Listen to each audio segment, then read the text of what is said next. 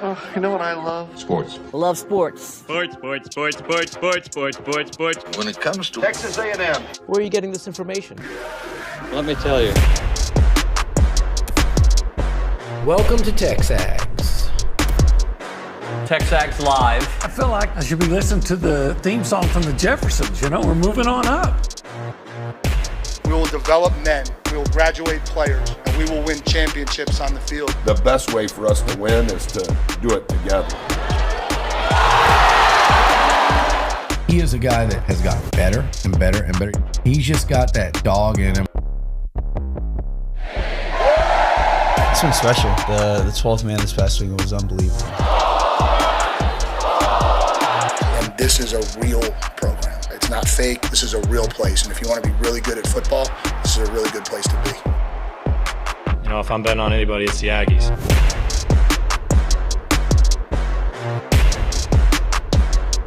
It's a trend. I don't know if it's a slump or a crisis.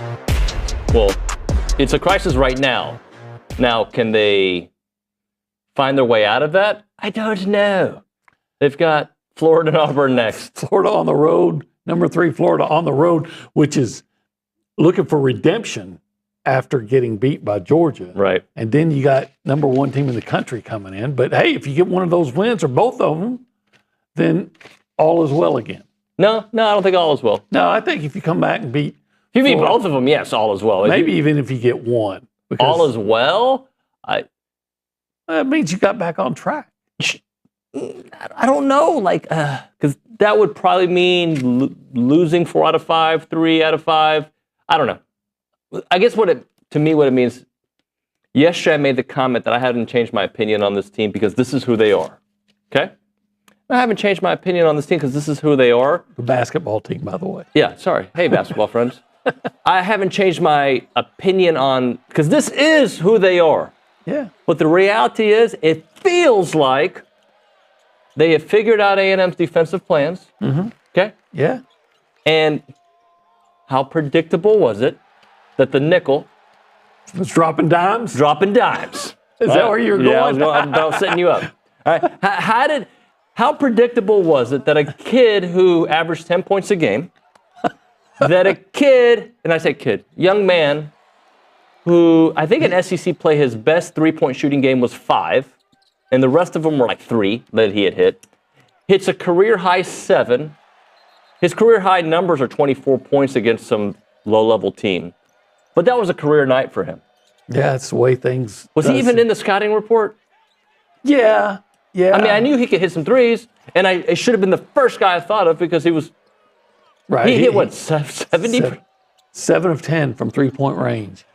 Oh, my God. So right after the kid from Tennessee lit you up from three-point range, now the kids, so back-to-back games, somebody has just gone, crazy from the three-point line. And if you were to look at the schedule, go all the way back, was it Georgia, South Carolina? Who's the blue kid who had that great first half? Yeah, Blue Cane. Blue Cane. I think he had 14 points in the first half. He didn't do anything in the second half, but they have figured out the puzzle. All right, just keep passing until you find the open guy. Because he's going to be in the corner. He's going to be open, and he's going to hit the shot. And that's exactly what has happened. By the way, yes, I love how they fought to the very end. I love it. I do expect that from my team, but I do love it. It was what I didn't love was how long it took, because it took a while to get there. But they did give me a moment of all right, well, maybe. Yeah, I never thought so. I mean, you're down.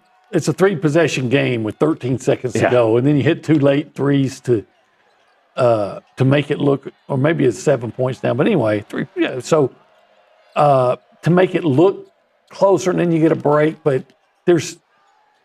had they been inbounding the ball with 0.2 seconds left, with a chance to win or send it in overtime, whatever it was, from under the basket, right? Maybe. But when you got to lob one up from the sideline, and there's just too many things have to be perfect. Luke was who's sitting to my right. He was still optimistic, but I was like, yeah, I'd have a better chance to win the lottery. Let's listen to Buzz Williams talking about the game last night. whether it was that stretch or almost start to finish, I think we did good things, but too many tangible and intangible things, we didn't hit our ceiling. And that includes me, we have to figure out how to hit our ceiling in the things that we can touch and the things that we can't touch. And there can't be as much inconsistency as there's been over the last 10 days. Is it an outlier stat? Is it this person? Is it that person on the opposing team, on our team? We're just not doing as good a job as we have proven that we can do in those categories, the things that you would ask me from a stat sheet and the things that are important to how we operate. We've just been okay.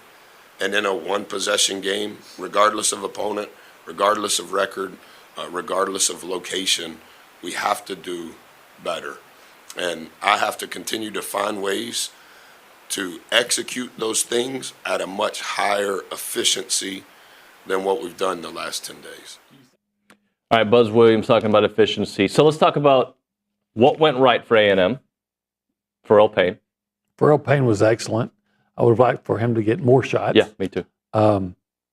They got to the free throw line. They did. A lot. They got there, yeah. In fact, I thought they could have gotten there more often. I thought they should have pushed inside more often, forced the issue in there. I didn't have a problem with their three-point shooting.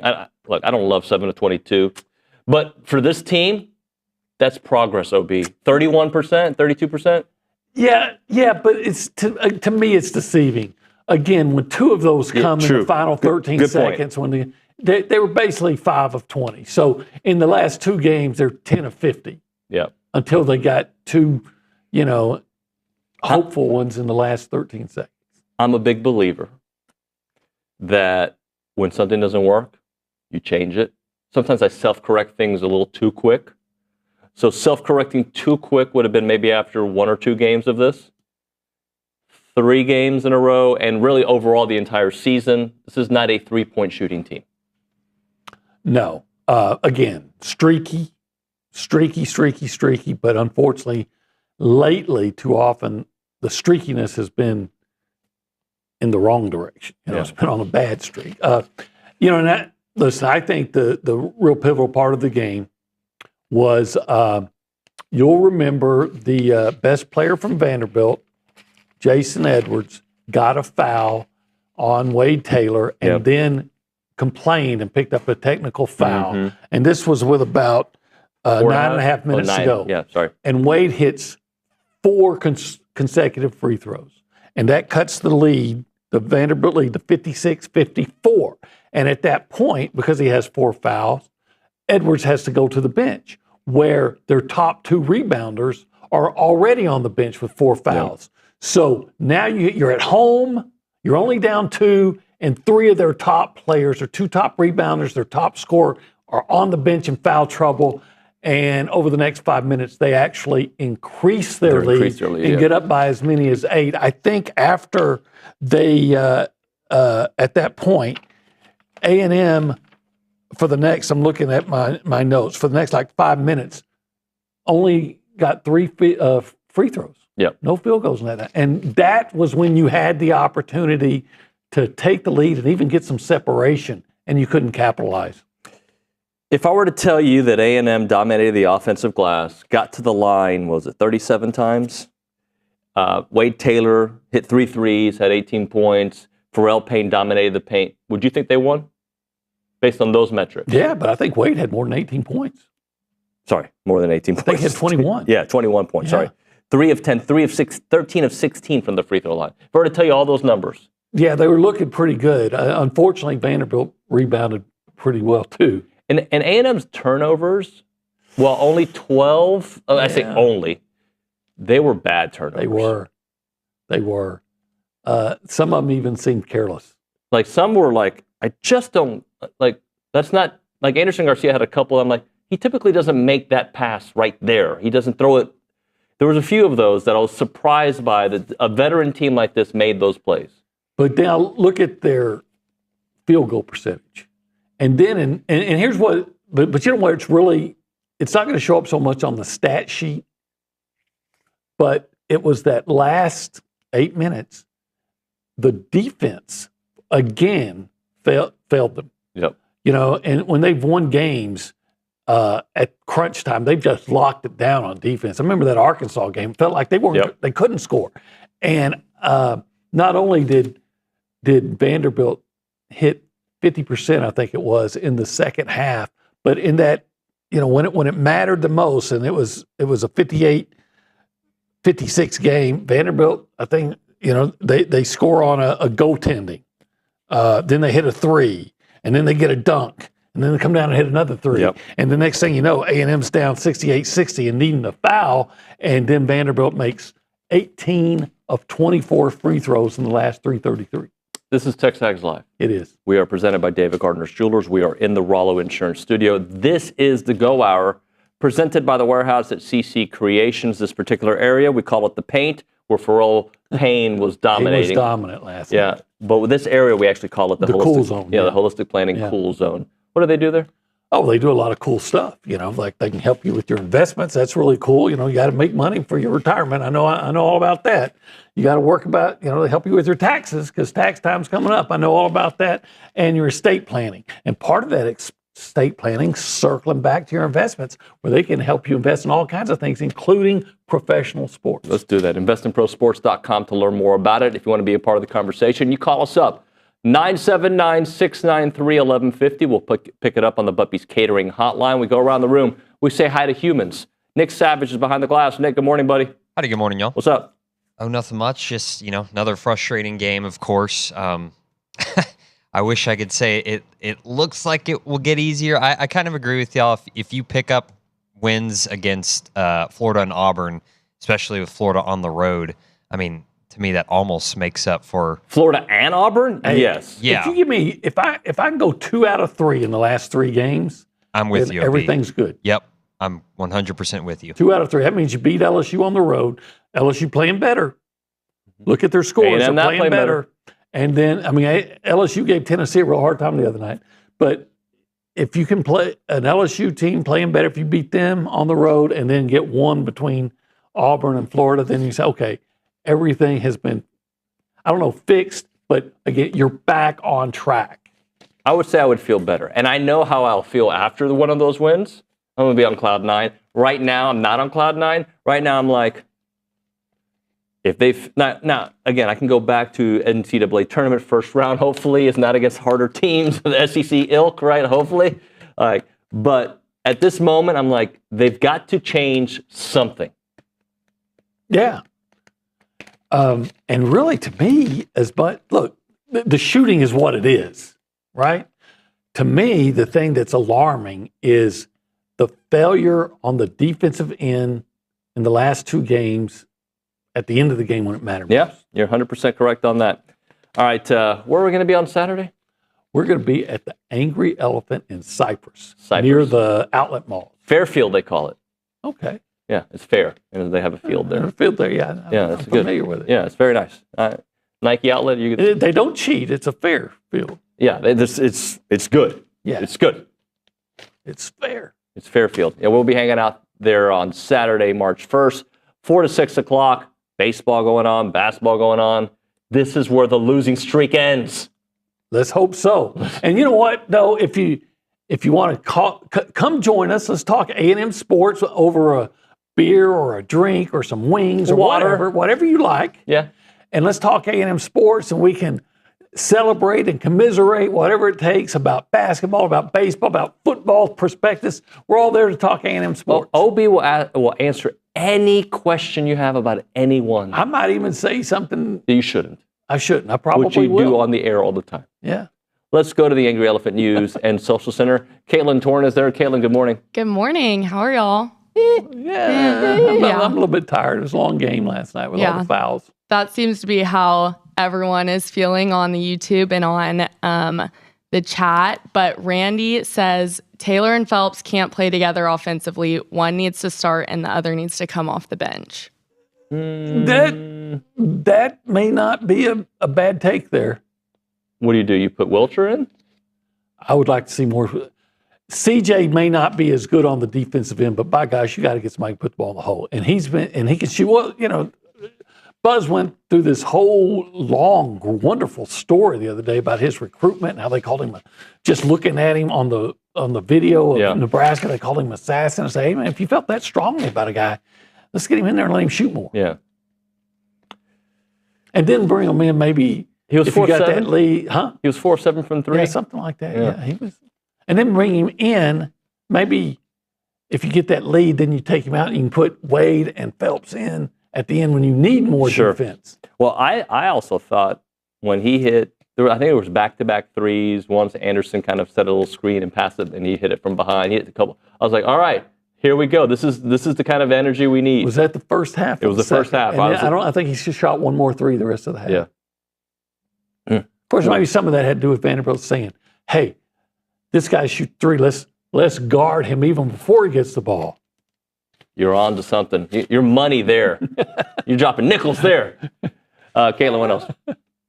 Kurt also says on the YouTube, the offense plan seems to be shoot a shot, get a rebound, shoot a shot. Yeah, that's been the plan for about 4 years, 6 years, maybe. All right, we'll continue talking some hoops on the other side. I got some thoughts I want to get into. Right now, though, all right, let's just do it. Let's just go to no funny jokes. Let's just go eat it at 1775 and feel better. Yeah, that'd make me feel better. Yeah. I need something to make me feel better. And yeah, that succulent brisket or those wonderful pork ribs or the jalapeno cheese sausage or the queso mac and cheese, even the turkey, even the pulled pork. I'm not a pulled pork guy, but it's actually pretty even good. The dessert. It would all make me feel better. Even the dessert. I need something. Yeah. Yeah, it's 1775, veteran-owned, family-owned, prime meats, handmade sides, handmade desserts, featured in Texas Monthly's top 25 new barbecue joints. It is open Thursday through Saturday, which means it's open today, 11 a.m. until they're sold out. Online ordering turns off at 10 a.m. Check out the website, 1775txbbq.com, or call them up, 979-492-6241.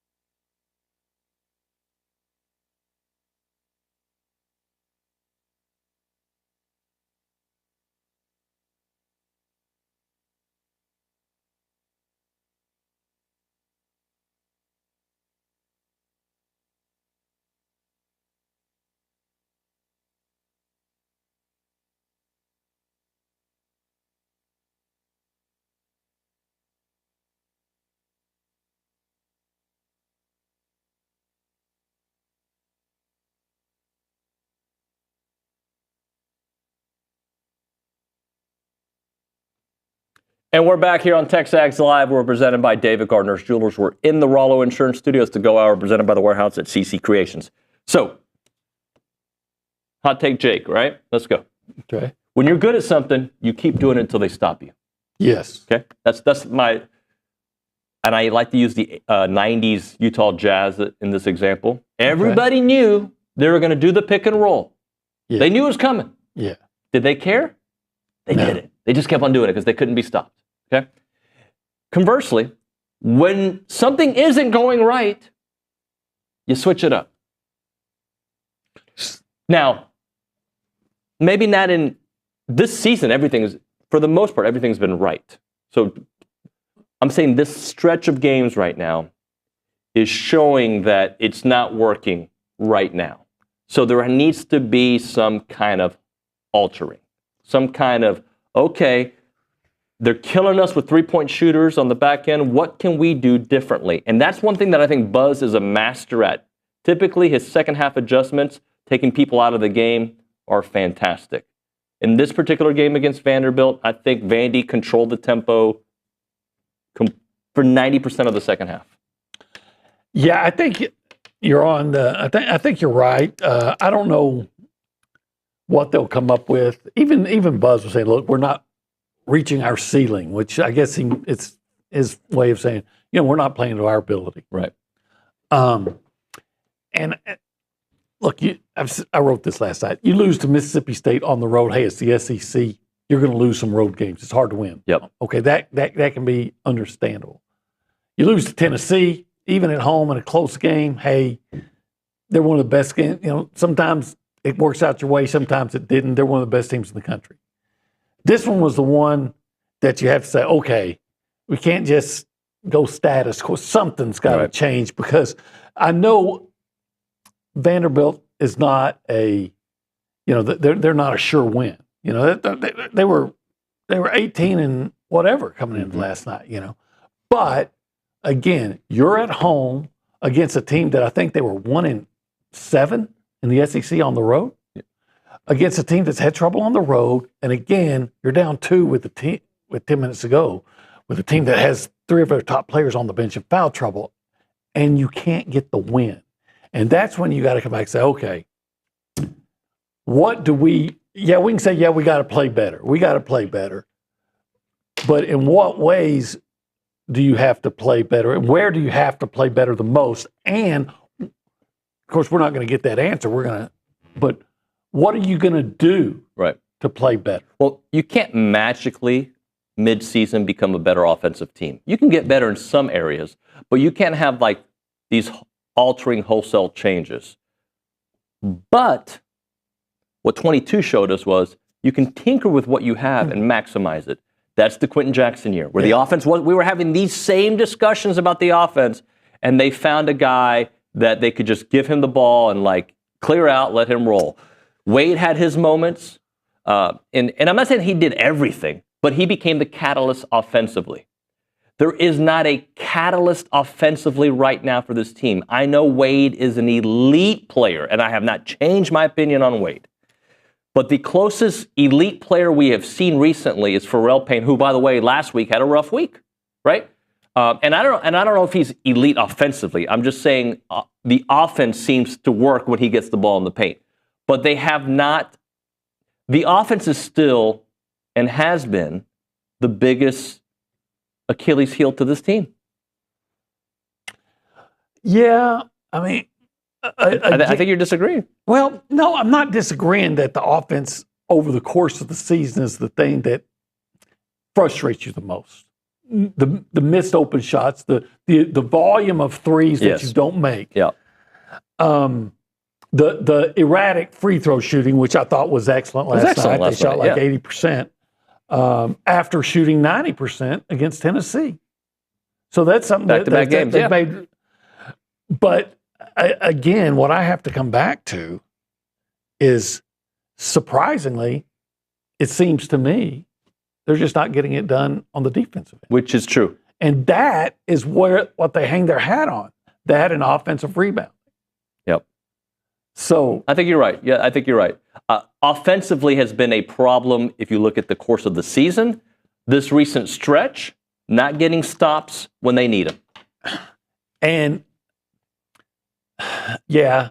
And then the offensive, man, I don't want to, these guys are such all great guys. I don't want to call anybody out, but I'll just say you have guys that are look to be your offensive leaders in scoring, other than Pharrell Payne now, that they score a lot because they shoot a lot, but they miss a lot. Think about it. How many layups does Texas A&M miss? Last night, now look, statistically, a layup isn't always a layup. What we right. So it's a little bit misleading, but they're probably 5 foot in. They call them a layup. Right. 11 of 26.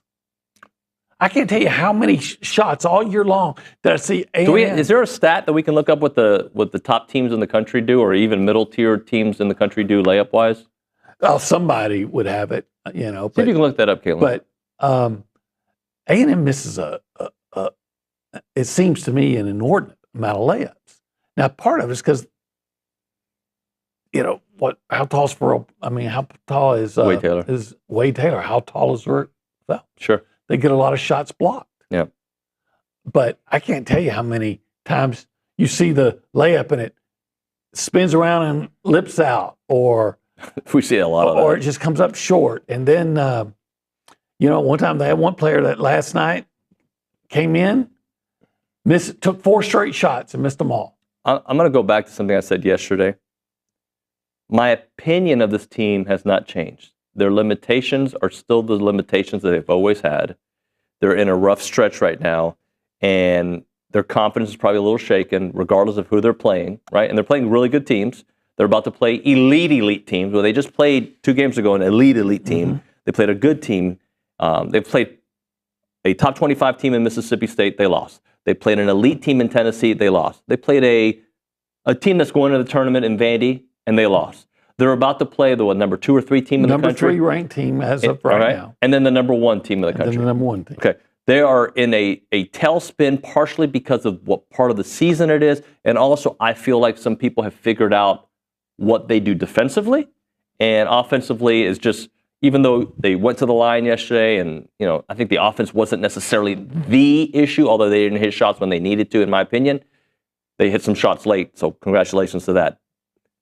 My opinion about what they can do in the tournament hasn't changed. It all comes down to, it's going to come down to key stops defensively.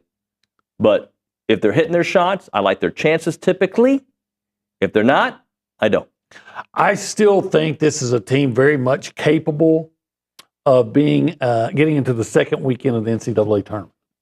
But I would be lying if I said I'm as confident now in that possibility as I was 10 days ago. And if they don't make it to the second weekend of the tournament, how will we look at this season? As a disappointment, because this, we've been saying it all along. This team is going to be judged. They could lose the next 3 and win 3 in the tournament, and even lose the first game in the SEC tournament. But if they get into the Elite 8, if they get to the NCAA tournament and get to the second weekend at least, then that's what they're going to be judged. But if they were to beat Florida and beat Auburn and beat LSU and win a couple of games in the SEC tournament, but then not get to the second week, it doesn't, everything about this team is going to be, they're going to be judged based on what happens in March Madness. It's and that's the way it should be for a team that entered the season with so much, expectation. And they know that. I will say this. I do expect Buzz to get it figured out. I do. Now, I don't know if that means they're going to make it to the Sweet 16 or Elite 8. What I'm saying is I think he's really good when things go out of control, stopping the bleeding and tinkering enough with it to make it work. And I think I will agree with that. And I would not be surprised if they go to Florida and put on an impressive win. I wouldn't be surprised. I wouldn't be surprised by the others. Because I think it's a really tough matchup because they're so big. I'm just saying that what A&M has sometimes done in the past when they have... It's true. When you think like, oh man, I don't know what they're going to do. Like the Houston game last year in the tournament. It felt like that game was over, and then it wasn't, right? Now, they did end up losing in overtime because of familiar theme that we've seen with this team. But I'm going to give this team what they did last night. Last night may be a microcosm of who they are. Like, don't give up on them because they give you just enough to believe they can do it. And with the right matchups, I think they can do it. I agree with you. Florida might not be the right match. But that said, Florida, at least on the road, that's the thing that's concerned me because they'll be at home, is this bipolar type of team that'll dominate and beat Auburn. Well, not dominate Auburn, but they'll beat Auburn, but then lose or almost lose at South Carolina and lose at Georgia. So you don't know what you're going to get all the time with Florida, but they're going to be at home, and again, they're so big. And what they're like everybody else. They're going to use that height to try to deny A&M inside and say, if you can hit those 3-pointers, God bless you. Give it a shot. If you can beat us at the 3-point line, God bless you. All right, let's do this. Let's hit a break. I think Stephen McGee, I don't know if he's in the building. He's not. He'll be on Zoom. We'll talk to Stephen McGee on the other side. Right now, we're talking Brazos Running Company, located at Century Square.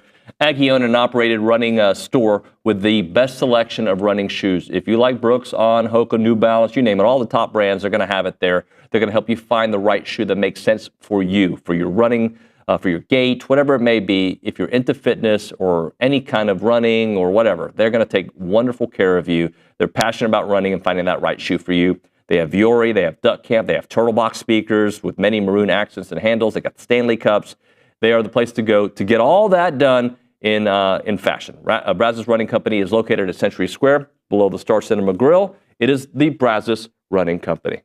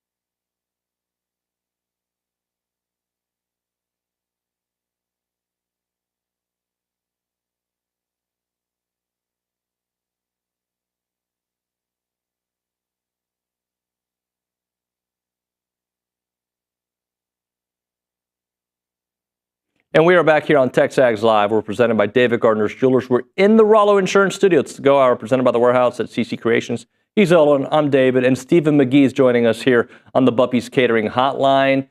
Paragon Financial's best, our QB1. What's up, buddy? Oh, here we go again. No sound. How you doing, Olin? I'm good. Yeah. You're good? Yeah. Yeah, it's day two. Day 2 of no sound. Always look forward to what McGee has to say. He had a big smile on his face. He was ready to talk. He was excited. He had some good passion behind his smile. Like it was coming with some good stuff. He already makes more sense than he does a lot of times when we're talking about Danny Etling. This is true. We may end up calling him. Who knows? Struggling. Did you ever find that stat we were looking for, Caitlin? Didn't find much on it. Yeah, it's hard to find that. Yeah. In my mind, I feel like layup should be at a high percentage. It would. Well, yeah, it should be. That's why I always say that, you typically, when Wade Taylor's at the free throw line, it's statistically, you're more likely to be successful than a layup. Yeah. Because he shot about 80% at the free throw line last night, 13 of 16. Yep. And I wish they would go 13 of 16 on layups. I do too. Yeah. I do too. But I wish, we could talk to Stephen. We're going to talk to him on the phone. That's my understanding. We're going to call him up because this is just how something's up with our system. And it's my fault. And I got to self-reflect and evaluate. How is it your fault? Because I was going to go with a joke, but I'm not going to go with the joke. We just got to do this as a team, OB. Okay. We got to do it as a team. We are a team, so it's my fault too. Yes. Why not? Everything's my fault, typically. Caitlin, read us a comment or two so we can get Stephen McGee on the phone. We have a text from Figurine Champ, and he says, think it's time Buzz gets rid of the suits again. It's a tracksuit / dress down look the rest of the way, because he says that's what worked last year.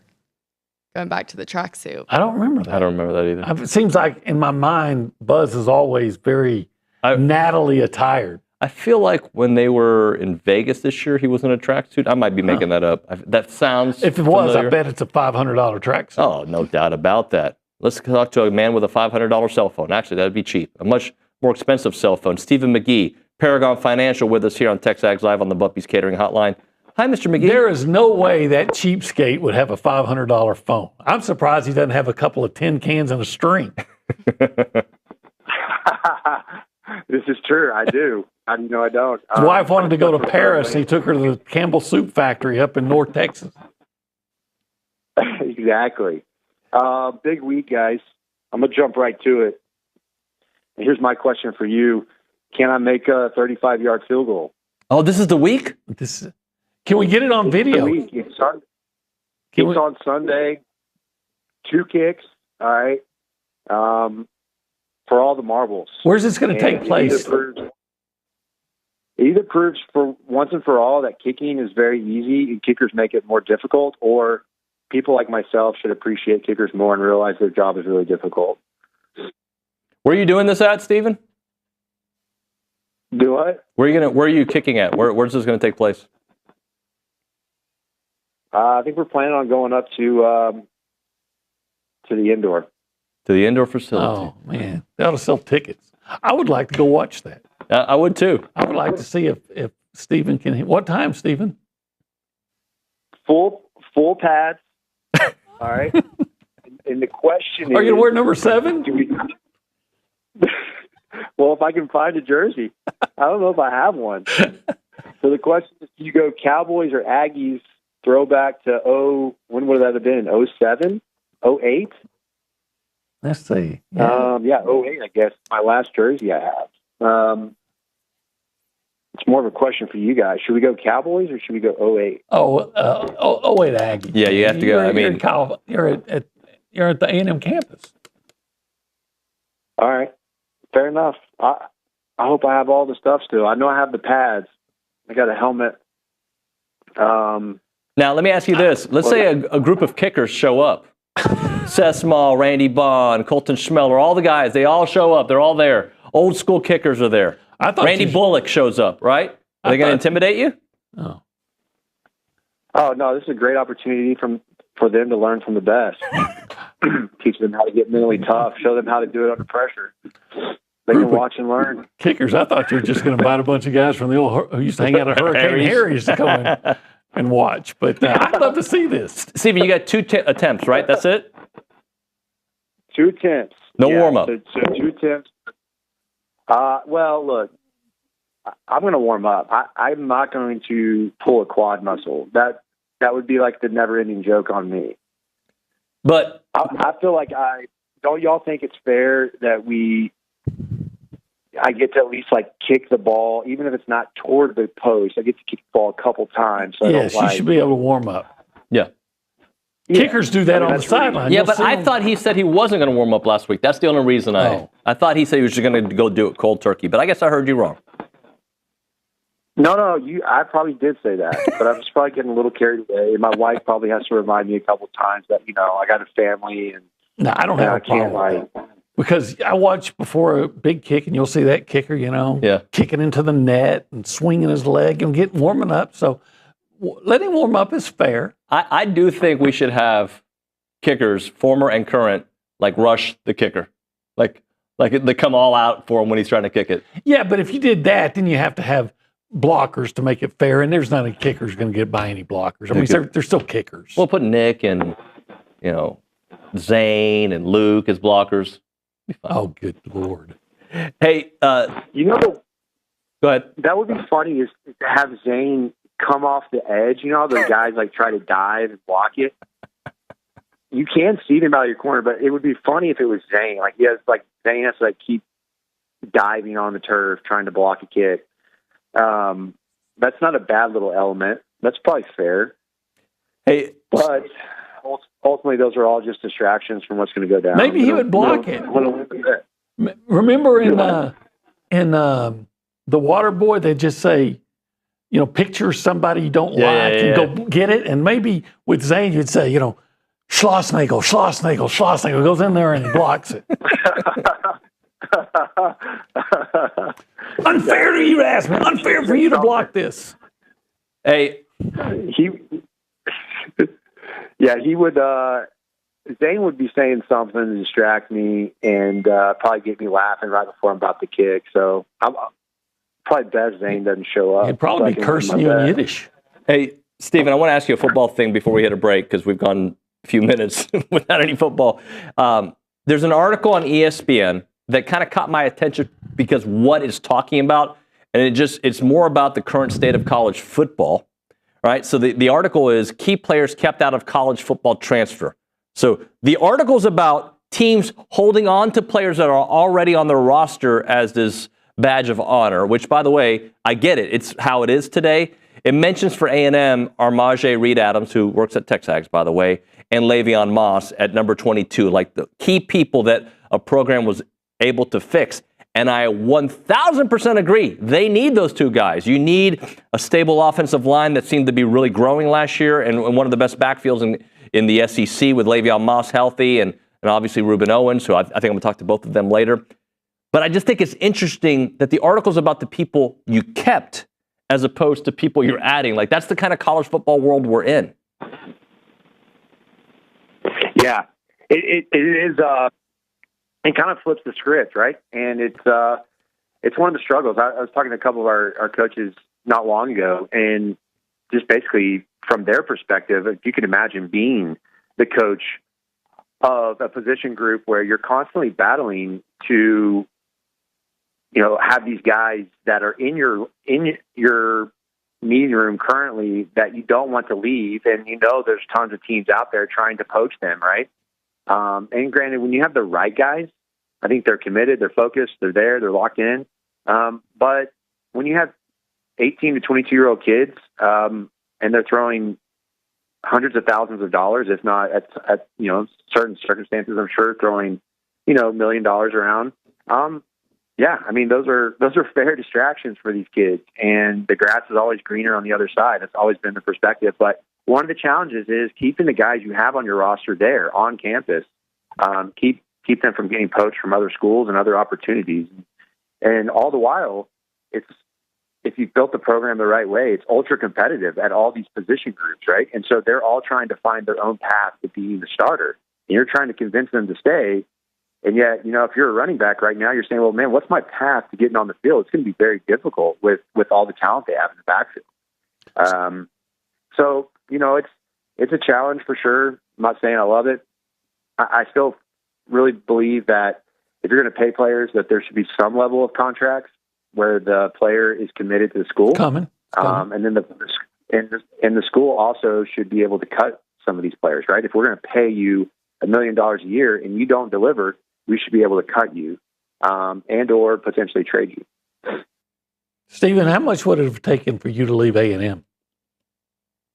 You're talking about the right guys. How much would it have taken? They would have had to. How much would Texas would have had to offer you to get you to transfer? For a kid from Burnett, it would probably been a 175-inch deer. The correct answer was they couldn't have paid me enough. That was the correct answer, Stephen. But I'm really poking the bear. I do, but yeah, no. I mean, it's even hard for me to fathom. I couldn't imagine anything other than Aggie, obviously. And look, that is. It's hard for me to even go back and try to play that devil's advocate and say, like, well, what if you did get offered money? What if there was a situation that was great? If I had a son, I can do it from these lenses, and my son was the Aggie quarterback, and he's making, $200,000 or whatever to be the A&M quarterback, and some school comes along and says, hey, we're willing to pay you, $2.5 million. Well, you know what? Like, it's not all about the money, right? And I've really pushed and advocated for that. It's about the degree. And quite frankly, I've gotten way more out of my career than being an Aggie post-sports.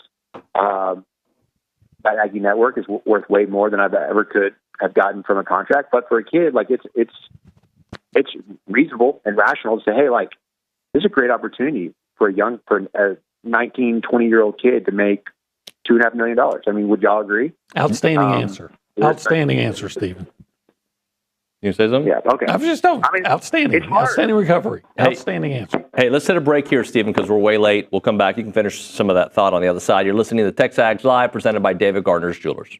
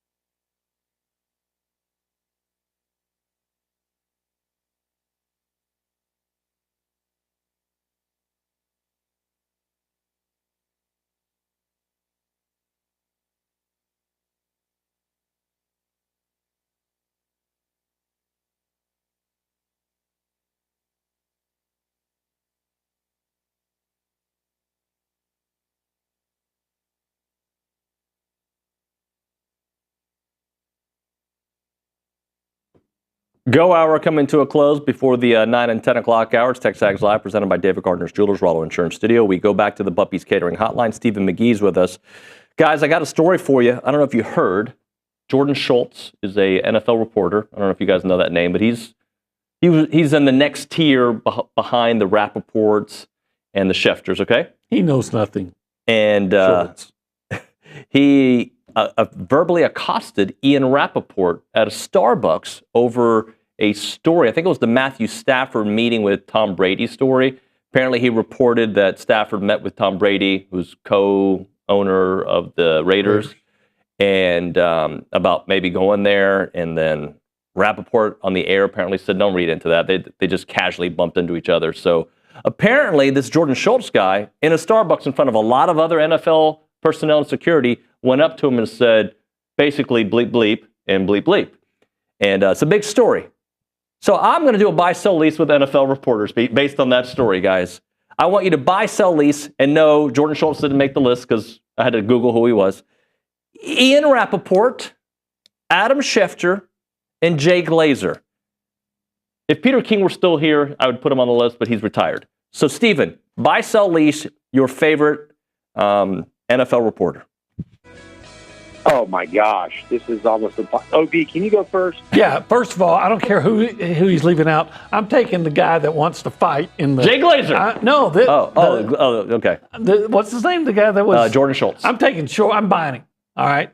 I'll lease Glazer. Okay. And I'm selling Schefter because of the whole Richie Incognito story that came out. It turns out that it was all fake, but Schefter was the one pushing it. Yep. So there you go. That's mine. McGee? I totally agree, 100%. I trust OB on this one. I'm in. By the way, Jay Glazer practices MMA. I believe he's a black belt. Isn't he about 5'2"? 5'2", 412 pounds of muscle. But all muscle. Stephen, thank you, buddy. Appreciate you. Good luck this weekend. Later. OB, thank you so much. And I want to go see that kicking this I know. See if they'll invite us. When we come back, Michael Earley. Bye.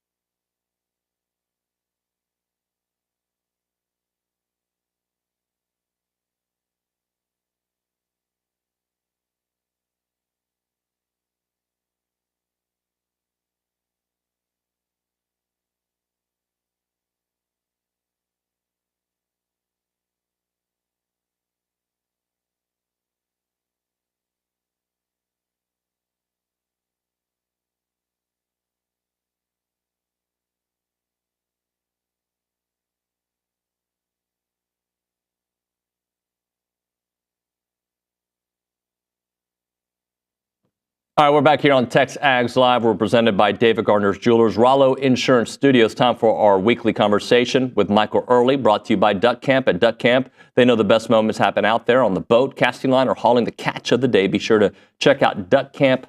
Duck Camp's new spring hats, like the fan favorite crawfish hat and the redfish hat, at duckcamp.com. With that, we go to the Bubby's Catering Hotline. We are joined by Michael Earley here on TexAgs Live. Coach Earley, good morning, sir. Good morning. How you doing? Good, man. So I guess we'll start things off with, you've had a little time since the loss to Texas State. Just how rough of a stretch has this been? And I know how eager you are to get things right. Yeah, obviously you never want to lose games, let alone a couple in a row. But yeah, we had a great practice yesterday. Feel like we've addressed some things and fixed some things up. So more excited to get out to the park today and practice and start turning our focus to Arizona. But yeah, we're look, I mean, things happen in baseball, and I know obviously there's probably some concerns whenever you lose a game, but we're feeling good here. Everyone's in good spirits, addressed some things that need to be addressed, and now we're rocking and rolling. Good morning, Coach. I know you said Tuesday after the loss that you weren't going to address the team until Wednesday. What were those words that you ultimately decided on for that message, and how was it received by your ball club? Yeah, I'll leave that kind of with us, but I guess the overall message is just, a trust and belief, and not only really just a trust and belief in themselves. I know they trust what's going on here and the preparation and things we're doing, and as coaches, we got to make some adjustments too. And just them trusting and believing in themselves. Like, it's baseball, especially from an offensive standpoint. If you don't get off to the best start you want, you start peeking at that scoreboard, batting, all those things come into play when you're a baseball player. Just let them know it's still early on in the year, and just some other just private matter stuff that just you got to give them a constant reminder about. I also think I was a little harsh on you guys in my recap Tuesday night, harping on the pitching staff. But just over the last 36 hours, what have the conversations been like with you and Jason Kelly as y'all try to provide a quick fix to the free pass issue? 13 free bases on Tuesday night, obviously not something you'll want to replicate moving forward. Right. Yeah, I feel like from a weekend standpoint, just separating the two from weekend and Tuesday, I feel pretty good about where we're at on the weekend, especially with those three starters we're running out and the guys out of the pen. Not as good as I did with Stewart being out for, until he's out. But yeah, it's there was some good in Tuesday, I would say. Like, some guys showed some good, but in the end, if you want to win baseball games, just showing some good is not good enough. So you can have a good inning, but you walk a guy or walk two guys. You might have got out of a jam, but you created the jam yourself. So just getting back to the basics with it, and some of those guys being out there for the first time and just having that confidence and belief. But Caden McCoy gave up the home run, but he also walked the first guy in his first collegiate at bat, but then dialed it back in. Now moving forward, that's no longer acceptable. Never was, but you got to reflect and look back and be a little rational. Like, the kid's never pitched in college; he was amped up, and how he was able to bounce back from that was the positive. But moving forward, we expect him. He's a college baseball player now, and we expect him to be better, and I think he will be. Coach Earley, what's the process like for figuring out a team's identity? How much of it is in-game, and how much of it is in the preparation to the game and the series? It's definitely both. The preparation can never stop, and you got to trust your preparation. As down as you may feel, or they may feel, or anyone may feel, you got to trust what you're doing and what you've done and what works, and make little tweaks when you need to make tweaks. But in the game, it's like you can't just wait for a big moment to happen that sparks the club, even though that is nice. But it's just the process, and from an offensive standpoint, continue to have good at bats. And just like Tuesday, the first inning, was good. Obviously, you hit 2 home runs in the first inning, you feel good. And I also thought, I told him yesterday, it wasn't all bad. There was some fight in the bottom of the ninth. Leadoff guy got on. A little bit of traffic. We didn't get a few other extra guys up to the plate, but I also let him know, our belief in you is huge. That's why I pitched it back into the game the way we pitched it. We went Caden Wilson, Weston Moss, Brad Roos to keep it within 5 because we always believe we have a chance with you guys. It's just about doing it and believing you can do it. And it's not all belief, right? Like there's some mechanical adjustments guys have had to make, approach adjustments. Just your typical, like these guys need to be coached. It's not just, hey, believe in yourself. Like it's a mixture of both. One of those offensive standouts from Tuesday night, Wyatt Hensler, 3 for 5, one of those homers in the first inning. How impressed have you been with him to start the year, and what kind of leadership does he bring being such a veteran college baseball player? Yeah, I mean, I've said it, and I could say it all day, and I've said it a ton before, but his leadership skills are elite, if not, some of the best I've ever seen, if not the best. And but also it's not just like he's just a leader. Like the skill set is really, really good. Really, really good defender, can really hit. Just a really tough at bat, grinds every at bat, no matter the count, no matter the conditions, no matter the score. He just truly plays pitch to pitch, and he is a huge part of our team, and he's going to continue to be. From one of those vets to one of your younger players, we saw Sawyer Farr get his first college start on Tuesday night. How impressed have you been with what you've seen behind the scenes, and how do you think he handled that first start against Texas State? I thought he did great. I mean, he did good. He's just going to continue to get better. We're going to, Sawyer's going to, I don't want to say he's the guy, but we're going to roll with Sawyer here for the foreseeable future, just because I like what he brings from a defensive standpoint, base running standpoint, switch hitter, adds something different to our lineup. I've said it before, he's got a low heartbeat, and he's not afraid. Like this guy was highly touted draft guy, like just like Jace, just like Gavin. It's just a different type of skill set. He's not big, physical, and strong yet, but he's an elite infielder, switch hitter, gets on base, and can really run. So I'm excited to put him out there and see what he can do. Another one of those youngsters who has at least been the guy early on in his college career, Terrence Keel II, comes in off the bench, makes himself a web gem, finds himself at number 3 on SportsCenter's top 10. What has he provided to your club through the first 7 games of his college career? Yeah, he just provides obviously the speed element, but the defense, the versatility in all outfield spots, and again too, just not all bad. Like him making that play gave us a chance to win the game still, even though we didn't do it. So, I mean, I'm gonna run him. I mean, I would say I'm probably running back out there on Friday. I mean, haven't really dove into it too much, but just him and Yamal, just kind of pushing a little bit of both, but giving them both an opportunity. But probably, most likely, I'd say I'd probably go back to TK for Friday, just because with the bigger outfield as well, I like him out in right field. So yeah, he brings an element. Just I love being around him. Like he's just an awesome dude to be around, which, when you're around someone every day, that helps. But also his work ethic, what he brings to the table. I think he's got a lot of toughness to him, and I just think he's the ultimate gamer. Talking to Michael Earley here on TexAgs Live. Coach Earley, how important is it to maximize appearances at this point of the season? Bronny yesterday spoke about you already lost a game because of weather, right? And you've had some shortened games.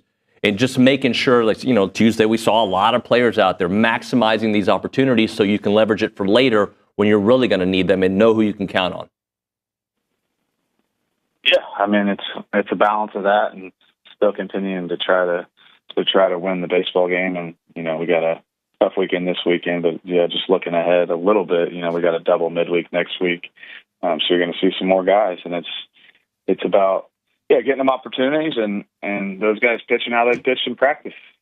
And that's the difference. The difference in everyone really is, not letting the crowd or the game or the fact that the game actually counts or your stats actually count affect you, because some of these guys, Bronny's been there, I've been there, Rich has been there at practice and seen some of these guys pitch in practice. And you see him in the game, and it's two different people, and it's like, what do we got to do to get over that hurdle?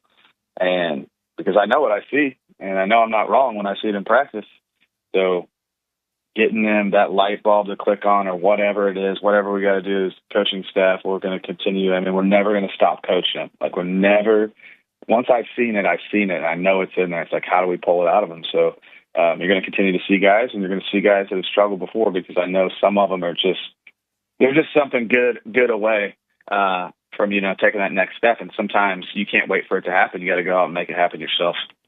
I know David mentioned losing reps to weather. Don't have to worry about that this weekend with the ballpark you're playing in, Coach. When it comes to this weekend in Houston, what are the biggest differences, difficulties that come with preparing for 3 different opponents in 3 days as opposed to just one series against one team? It's just a little more work on the coaching staff, which is fine. I mean, it's not a big deal. It's something we all all enjoy doing. You know who you're going to play. And having the late game definitely helps from a scouting perspective, because you got all day, you got some hours before the game. So it gets real tough when you, like, let's say you play a night game and then maybe a day game. But yeah, it's just different clubs. You're getting different looks. You don't really, in a series, you kind of get a feel for a team and what they're about. And you see guys come to the plate, 12 times in a weekend, so you get a really good idea. So it's just basically like three separate series. And the other part too is, like, we hit on the field when we get there today, but then it's just really, like you like to call it, show and go. I mean, you go in the cage, you hit, you get ready, go out, stretch, play catch, roll the balls out and play, which part of me, as much as I love the process, part of me loves just rolling them out. Hey, let's just play baseball, and doing it that way. So yeah, I'd say there's some challenges, but there's as many positives, and it's the same for everyone. With your style, are you a type of coach who likes to put the scouting report for Oklahoma State and Rice together early, or do you choose not to look at the Cowboys and Owls until after you've played the Wildcats?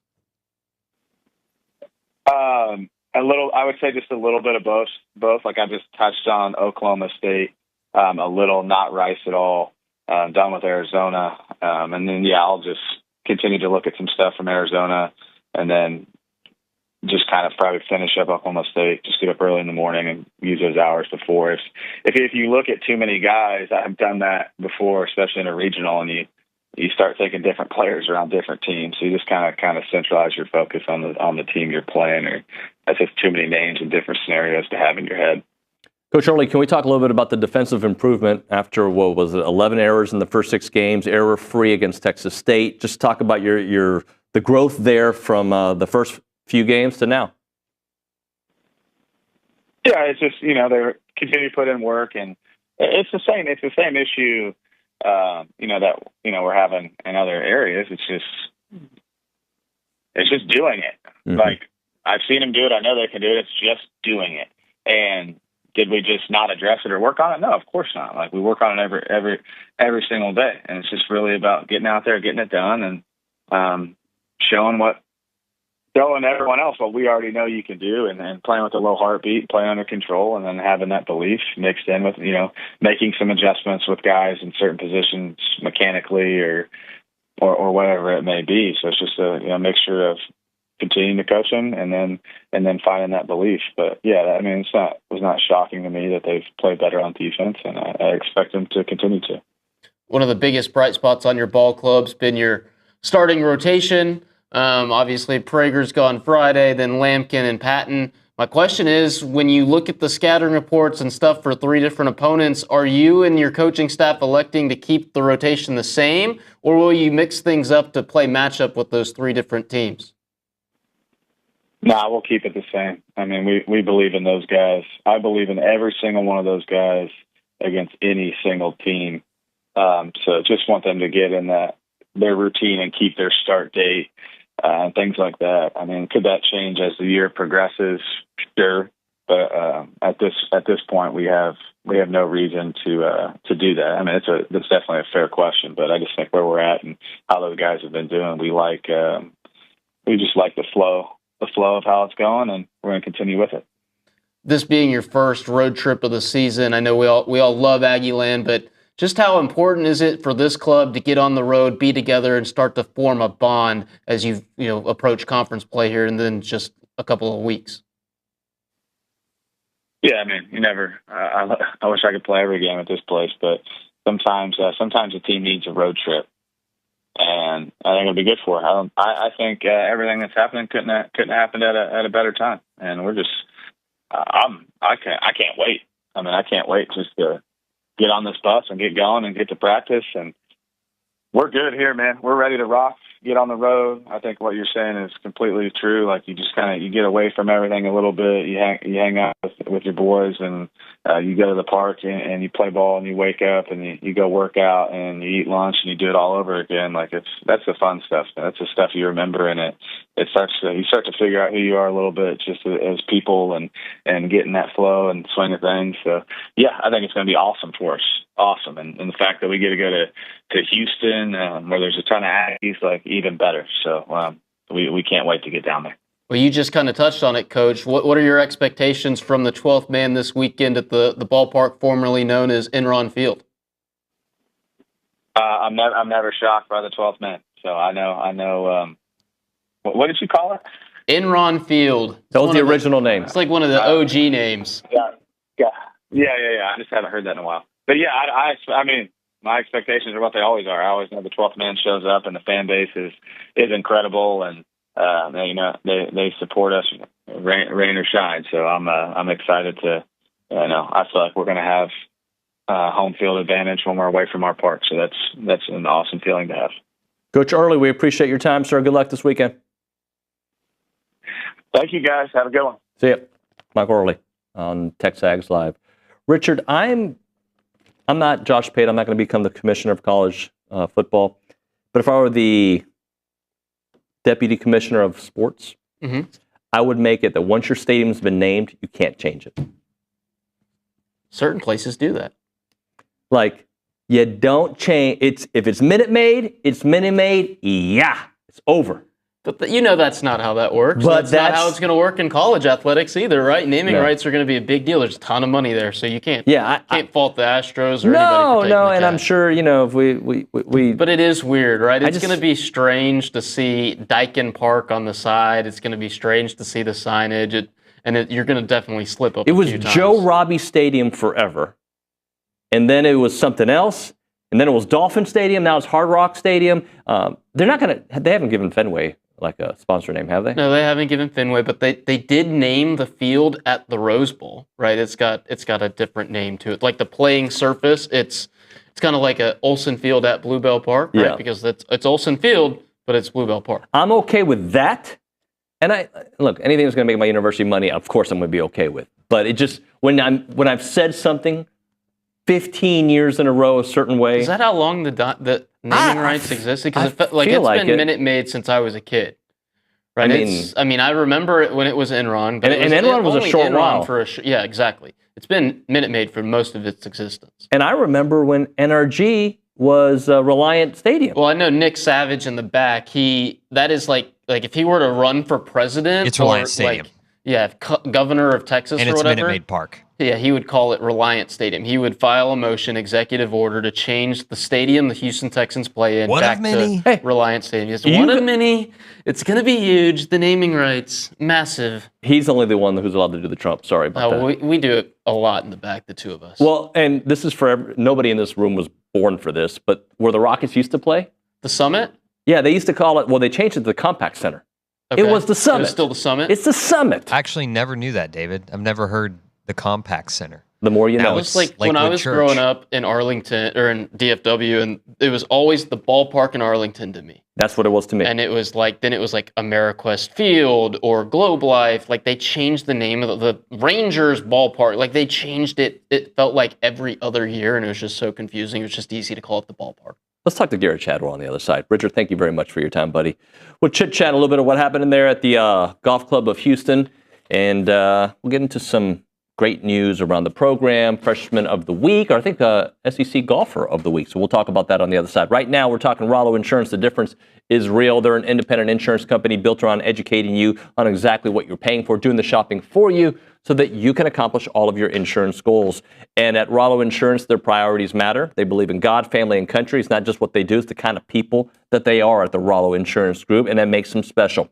Free yourself from the fatigue of corporate gamesmanship. Restore your confidence in the value of relationship-centered consultation. Go to rolloinsurance.com/TexAgs and find your own personal agent today. You'll have their personal cell phone number, be able to call them on Thanksgiving. That's how it works. Again, the number is 888-44-ROLLO, 888-44-ROLLO, or rolloinsurance.com/TexAgs.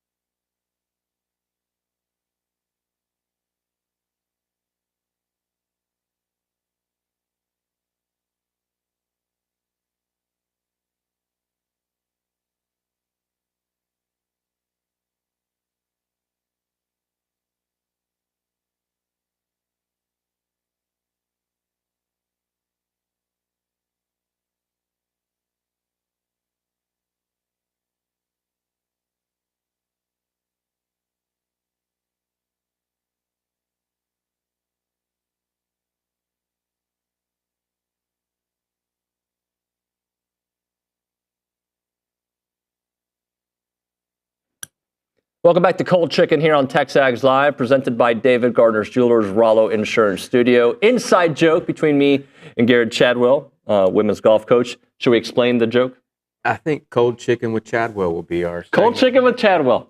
Somebody write that down so I don't forget that for next time. So what happens is sometimes I rush into the studio early in the morning and I bring my lunch. Mm-hmm. And sometimes Fair I have enough. time to take it to the fridge and sometimes I don't. And I had some chicken right here. That was tempting. I'm a chicken guy. So Yeah. Man, it was tempting, but maybe because it was cold, I just hands off and Cold chicken with Chadwell.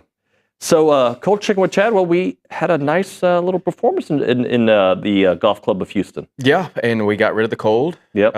Which was a good thing for us. The weather. We had a very cold practice round there, but it was nice to be able to compete in some more conducive conditions for scoring. And yeah, you really don't. We had a good performance at the Moon the week before, and in between there wasn't much time to get done, or weather conducive stuff to get things done. So it was like, well, we're rolling into the next one, and man, did we really kick it into overdrive that afternoon, and really set us up for a position to win a tournament come Tuesday. Yeah, well, Vanessa, we got to talk about that performance because 15 under 201, including a bogey-free during all 54 holes. That's pretty fantastic. Yeah, I don't know what's the bogey-free for 54 holes, no matter what you shoot, is very, very impressive. No matter who you are, where you're at, what golf course you're playing. For a freshman in our league and what we're doing and who she's up against was amazing. I had the fortune to walk with her all 3 rounds, and maybe twice was she really in jeopardy of making a bogey, making a mistake, and really clean some things up. But was a dominating performance, and it was one of those weeks. It wasn't matter if she was going to win; it was just going to be by how many. That's crazy to say for a freshman who hasn't won. Well, and am I reading this correctly? Tied the lowest round in program history. Probably so. With the team round I think that was probably 16 under. That's pretty close. And I don't know if that was from one of our teams in the past couple years or before, but I knew that had to be pretty good. Yeah. We played really good there last year, so I don't know if we got close to that last year in Houston. But you know that course pretty well. Yeah, spent a lot of years there. I know that course. That's a great course. You've seen a lot with the Shell Houston Open as well, but not only the course, but a lot of great memories being able to pull up over there, and a lot of people that are still very near and dear to my heart. But almost can go around that place blind. But weather turned great, and it was ideal for scoring conditions. It got warm, very soft, the rain they had. But the thing that I told the girls on our way back, even before we went into Tuesday, was, this day, the 36-hole day, is kind of been our Achilles heel in postseason. We have won an SEC championship, but that quarter semifinal day allows you to punch your ticket to play for a final at the national championship and SEC championship. So to do that in the afternoon round, when some people might tire or fatigue, I thought was very impressive too early in the year. By the way, I should have mentioned Vanessa earned SEC Golfer of the Week, so first time in her career. And I don't think it'll be the last. I think the thing, now with doing that at such an early stage in her collegiate career, we really have to help her with expectations too. Yep. She's still learning, and if she was sitting here today, she would say, "Man, not that 15 under was about the worst I could shoot, but I left a lot of shots out there." So now, the thing that she's going to have to do is, her expectation is to do great, but now is that what people see in me every time I go tee it up? Sure. That the expectation is to win, and it's a disappointment if I don't. Well, I mean, when you think about the young nucleus that you have and you're putting together, but just like Kata's in her second year, but what Vanessa's been able to do, I mean, you've got a good nucleus. Got a good nucleus, and the thing that I'll say this all year long is I thought this team would get better each time we went out, because a lot of these young ladies haven't played a lot of tournament rounds for us. And what they are doing right now is very impressive, because you're offsetting inexperience in these two really good fields, giving us a chance to win. Says we're doing the right things at home, says the young ladies are bought in, but also they're really not afraid to compete no matter, what stripe is on their arm of a freshman, sophomore, junior, senior have or have not played. So that's the thing I like, is showing up knowing that, hey, we're not here to wait our turn. We're gonna try and kick the door down. Let me talk about some of the depth and the contributions. Is it Mia or Maya? Mia. Talk a little bit about Mia and also Lauren. Those two, are in the lineup and haven't had a lot of reps for us. But with those two right now, what we've told them, hey, we don't expect a bogey-free 54-hole week out of you. Give us what you can give us. And if that's Mia a 68, Lauren a 72, I mean, that collectively helps us shoot 16 under and around. They're gaining experience, gaining reps, and things are starting to happen better for them at home to give them confidence when they get on the road. So Mia and Lauren are just as much a part of what Vanessa's doing for the team as well. Let's talk about that competitive spirit overall too, because after a slow start on the final round, you had to, weather that, for lack of a better term, and also against some really top programs. Yeah, it's I don't know how to look at it. Like, the first day, yes, should be celebrated, but it still wasn't. We weren't across the finish line. You have the disappointing, and hey, we didn't win, but TCU played phenomenal that final round. But look, we beat the number one team in the country, which is not easy to do, and it takes 54 holes to do that. So you could say, well, we didn't have as good of a last day, but we had 54 really good holes, and we knocked off the number one team in the country and a bunch of other teams that were ranked ahead of us, and we just got to continue to do that. And hopefully we get to April and May and we're really starting to catch our stride, and we do that for something that means a lot more than just, a trophy in Houston. Can this be a turning point or a momentum? It is a momentum builder, but that you can capitalize on? Yeah, I think that I don't want to say weather the storm. It's nice that we've done this when we haven't had a lot of reps with them. Like, we're truly excited for today because we have good weather to practice. And it sounds so cliche, but I'm dead serious. Like, we're excited because what I have seen, the more time we have with this bunch, the better they get. So, man, we're looking forward to the foreseeable, whatever day forecast it is, that it looks good that we're going to get to practice with them. So, and that's what we're trying to tell them is like, look, we haven't arrived yet. We've had a couple good weeks. We haven't accomplished, anything towards the end of the season, but yes, things are moving in the right direction. So what's the schedule like now? So we'll actually, girls have the weekend off. We'll practice today, and we qualify. We'll have a couple girls qualify for tournament in a week and a half in Phoenix. We're actually taking all 6, so we'll get some competitive reps from everybody. And then then we'll turn around after spring break. Then we go to Fort Worth and play at the Colonial.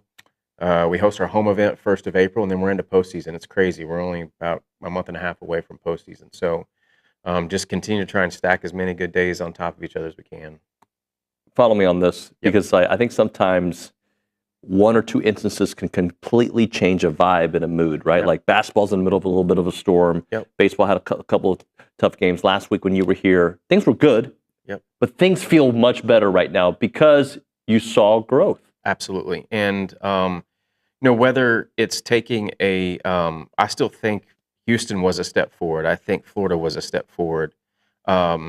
Even if it's a step to the side, it's not a step backwards. But I don't see the final round as a disappointment or a bad thing.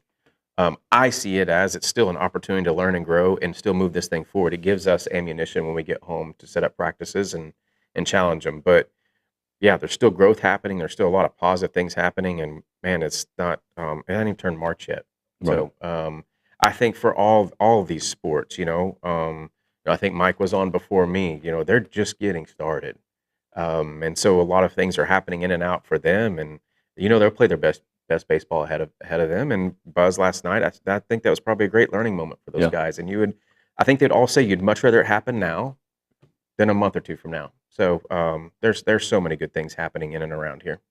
Gerrod, thank you very much. Cold chicken, baby. Cold chicken with Chadwell here on TexAgs Live. Moment for Caldwell Country Chevrolet, Highway 21 in Caldwell, online at caldwellcountrychevrolet.com. They have a great selection of trucks. When you're looking for a truck, looking for a new family vehicle, big or small, let Caldwell Country Chevrolet be the place that take care of you. They're locally owned, Aggie operated, and they are fantastic with an incredible staff that wants you to know that they have complimentary pickup and delivery for their service customers, free oil changes for the life of your vehicle as long as you own that vehicle, and they are proud sponsors of Aggie Athletics. They have a strong and committed sales staff with many years of experience taking care of customer needs. It's not a far drive. We're talking 15 minutes, the edge of Bryan to the beginnings of Caldwell. A short conversation away, but you'll see the difference when you step on the lot and do business with the great people at Caldwell Country Chevrolet. Highway 21 in Caldwell, online, caldwellcountrychevrolet.com.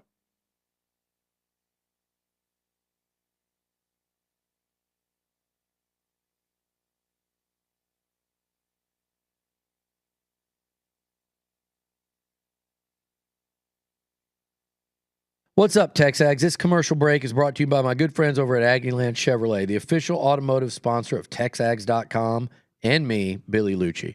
Greg Gunn is the proud owner of Aggieland Chevrolet and invites you to visit the dealership to experience true Aggie hospitality.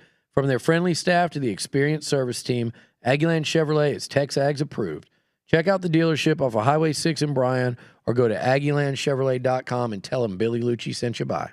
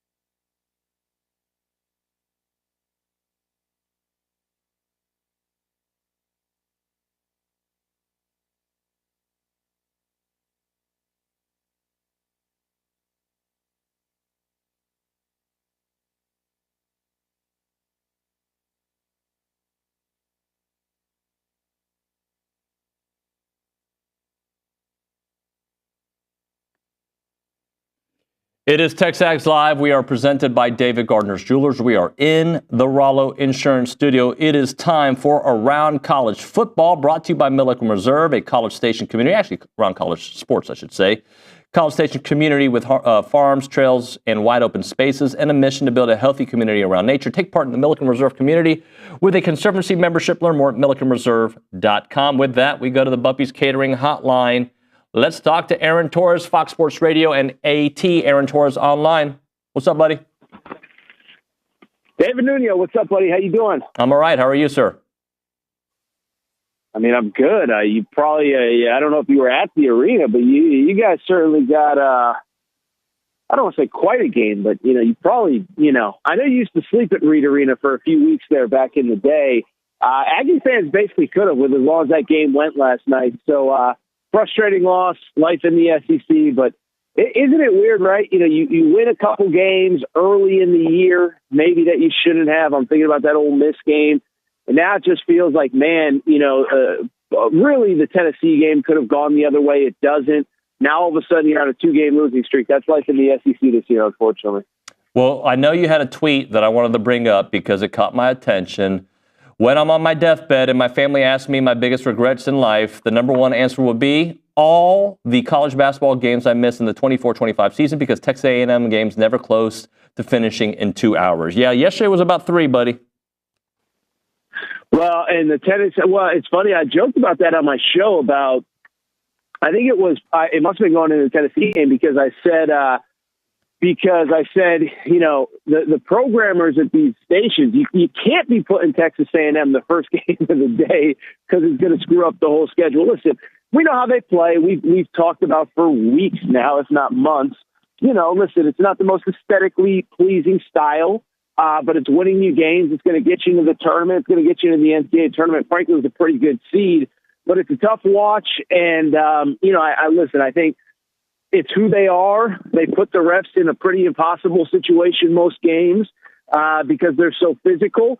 But, I would love to know the number of Texas A&M games that have finished in the allotted 2-hour window that ESPN or the SEC network has provided to them. That's not a knock on Texas A&M basketball. It's more a knock on the idea that ESPN keeps having these 2-hour scheduling windows and none of them actually finish on time. I love this response from Emmett on your tweet. He says, "You don't have 2 screens, question mark? One game on the TV and one on the computer?" You were joking. I don't think you were being for reals. Am I right here, AT? I'm 100% serious. I'll say this, I have a nice crossover in my, followership between like people who know me as the college sports guy, but also people who know me from Fox Sports Radio. And Emmett is very much a Fox Sports Radio diehard. He's actually literally blind. I'm not being sarcastic. His handle is like Emmett the Blind something. And I don't think he watches college basketball, so I don't think he really got the sarcasm. But he's actually a young dude. He's called into our show. Great kid. But, yeah, he's one of those Fox Sports Radio crossovers that had no idea what I was talking about and was like, bro, just get a second screen, dude. It's like, no, it's not a second screen. I don't want to go to ESPN News for the start of every single game that I watch in college basketball. AT, has your opinion of A&M changed over the last week? No, it really hasn't, man. And I know when you're on a 2-game losing streak, it's easy to say that. First of all, Chaz Lanier was just silly on Saturday. And I think Tennessee, I would say, is actually a more interesting team to talk about because, like, when Lanier plays like that, they can beat anybody. And when Lanier goes for 12, they're a completely different team. So, like, I don't think I actually know what Tennessee team I'm getting on a night-to-night basis. Vandy is a good NCAA tournament caliber team. Like I said, you got to show up and ready to play. So no, my opinion hasn't actually changed on A&M. And again, I feel like I'm making the same point about A&M every time I come on air with you, and I wish I was delivering something a little bit more edgier and interesting. But they are who they are. They play the way they play. Now, I actually think, believe it or not, I think it's going to be more of a problem in the NCAA tournament than maybe it is now. I just think there's not a lot of teams that have dealt with the physicality that they'll bring on a night-to-night basis. I think if you play it every year, potentially twice a year, you're maybe a little bit more built to handle it. But I don't think my opinion has really changed on A&M. They are who they are, and we know what their strengths and weaknesses are. Great rebounding team, not a great shooting team. They play hard, but we also kind of see what happens when, especially again in that Tennessee game, when shots are just going in for the other team. It isn't a team that can just rally from, an 11-point or, 8-point halftime deficit or whatever. So I know that's a very long answer, but ultimately I would not say that my opinion on the team has really changed, even despite this 2-game losing streak. AT, my opinion hasn't changed. Look, I don't feel good, right? Like, I don't like the losing streak and what it can do to the morale, and now what you still have ahead with Florida and Auburn over the next week. So, but my opinion of them has been they're a bad shooting team. And when they can play their brand of basketball, which yesterday, for the most part, they did, but I think Vandy also matched it, they win a lot of games. And if the matchups are right, A&M's going to go and have a nice run in the NCAA tournament. And if not, they could be done early. I totally agree. But I also think, listen, I think that's 99% of teams. I mean, it's funny. This is a very random thing, but I was talking to Will Wade yesterday. He's on my show this week. They just won a second straight Southland title. And, I said, listen, they're different. They're in a one-bid league. They have to win their conference tournament. But I said, last year, you were kind of the buzzy upset team. And I said, what do you have to do to get back in, to make a little run this year? And he just said point blank, he's like, look, we are who we are. And in his case, they don't have a lot of size because there's no reason to have size in his league. There's no 7-footers that they play against, so he doesn't need to have 7-footers. But he's like, look, if we get the wrong matchup, we're kind of screwed. But I think that applies to, again, 99% of teams. Maybe not 99, but the vast, vast, vast majority of teams in college basketball. And so it sucks. You wish you lived in a world where, you could win games playing a million different ways. But, by the way, really quick, because I know I'm going long on this, I think there are even a lot of good teams that have to win a certain way. Michigan State doesn't shoot a lot of threes. St. John's doesn't shoot a lot of threes. And so because of it, those teams kind of have to win playing similar to Texas A&M. So Texas A&M certainly isn't in that boat alone. And again, I know you'd like to be a little bit more versatile. You'd like to be able to win in more ways, but it doesn't make you all that different than most other teams in college basketball. AT, here's a theme that I brought up this week. I've probably brought it up with you. So I know that the powers that be in college football were meeting about next year's playoffs and the future and yada, yada, yada. And they need more information to figure out. And sure, I guess. I feel like over a cup of coffee, I could figure out what to do with seedings and everything else. Do you agree with me? Like, sometimes we have meetings about meetings to have another meeting, and it could just be figured out. Just a couple guys get together, figure it out, move on. Yeah, David, I don't know if you've ever worked. I know you've worked for corporations, but I don't know if you've worked in the corporate world where, my first job, kind of whatever, we don't have to get into it, but it was very much like that. It was like, oh, we got to show up at this time to have a meeting, and then nothing would get done. And you'd be like, why did I even come in? And so, yes, I feel like, because for people who don't follow this stuff on a day-to-day basis, this week's meetings are really, they're just about this upcoming 2025-26 college football playoff. It's not, expansion. It's not after 2026. It's very much just this next iteration. And I'm with you. How about this? Is that the top 4 teams just get the 4 auto buys? And I think we talked about this at the time, but I do think if that's the case, then we have to take conference championship games a little bit more seriously. Texas and Penn State basically weren't punished for losing their conference championship games, but it doesn't change the fact that, yes, this particular thing, there are big picture issues in college sports, some of them that need addressing, but this one seems pretty easy.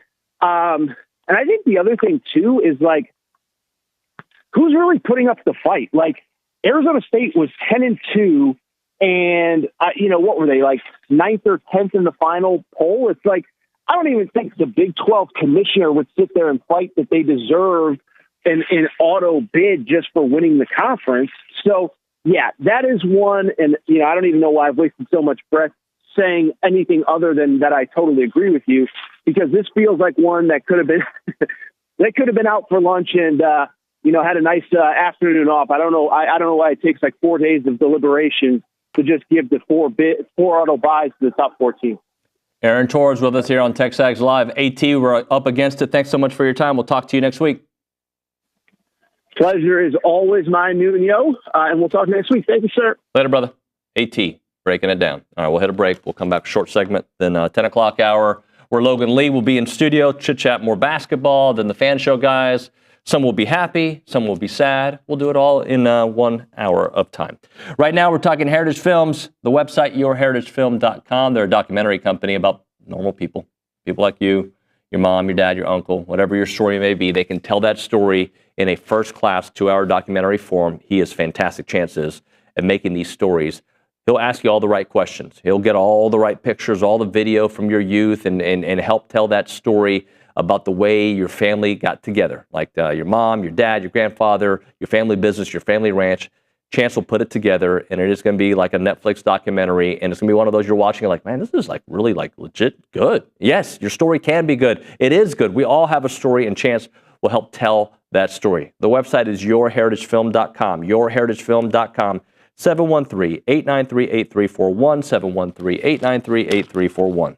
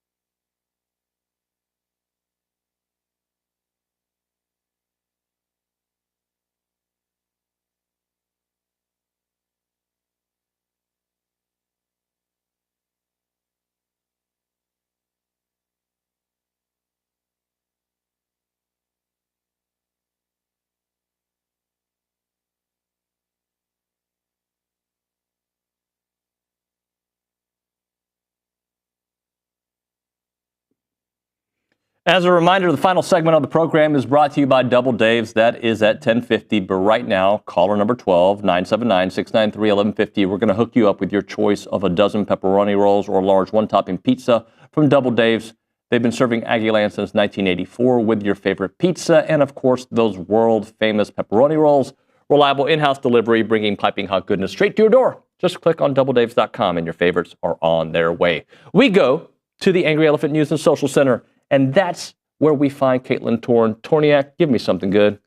Well, we have some quick around the SEC for basketball. Alabama's shooting performance against Mississippi State on Tuesday was historic. The Tide's 22 three-pointers made are tied for the most by any Division I team against a ranked opponent over the past 25 seasons, and they actually own the other instance too with 22 against Auburn in an overtime game in February of 2020, and it was their fourth 100-point game against a top 25 team this season, which ties the 1989-1990 Loyola Marymount for most 100-point games against a ranked opponent. Wow. I'll give you time for one more note. And then Vanderbilt's victory over A&M last night allowed their tournament odds to zoom from 58% to 78% in the ESPN forecast, a huge jump. And Vanderbilt's recent schedule has been pretty brutal with all 5 losses in February coming against Quadrant 1 opponents. Excellent stuff. Thank you very, very much. All right, we'll hit a break here. When we come back on TexAgs Live, Logan Lee on a mobile. We're calling him. I said, you know what? The studio's not open to you today. You've got to be on the phone. After that, the fan show guys, they'll be in studio. That's a mistake on my part. I know. All that plus your text messages at 979-693-1150. It's TexAgs Live.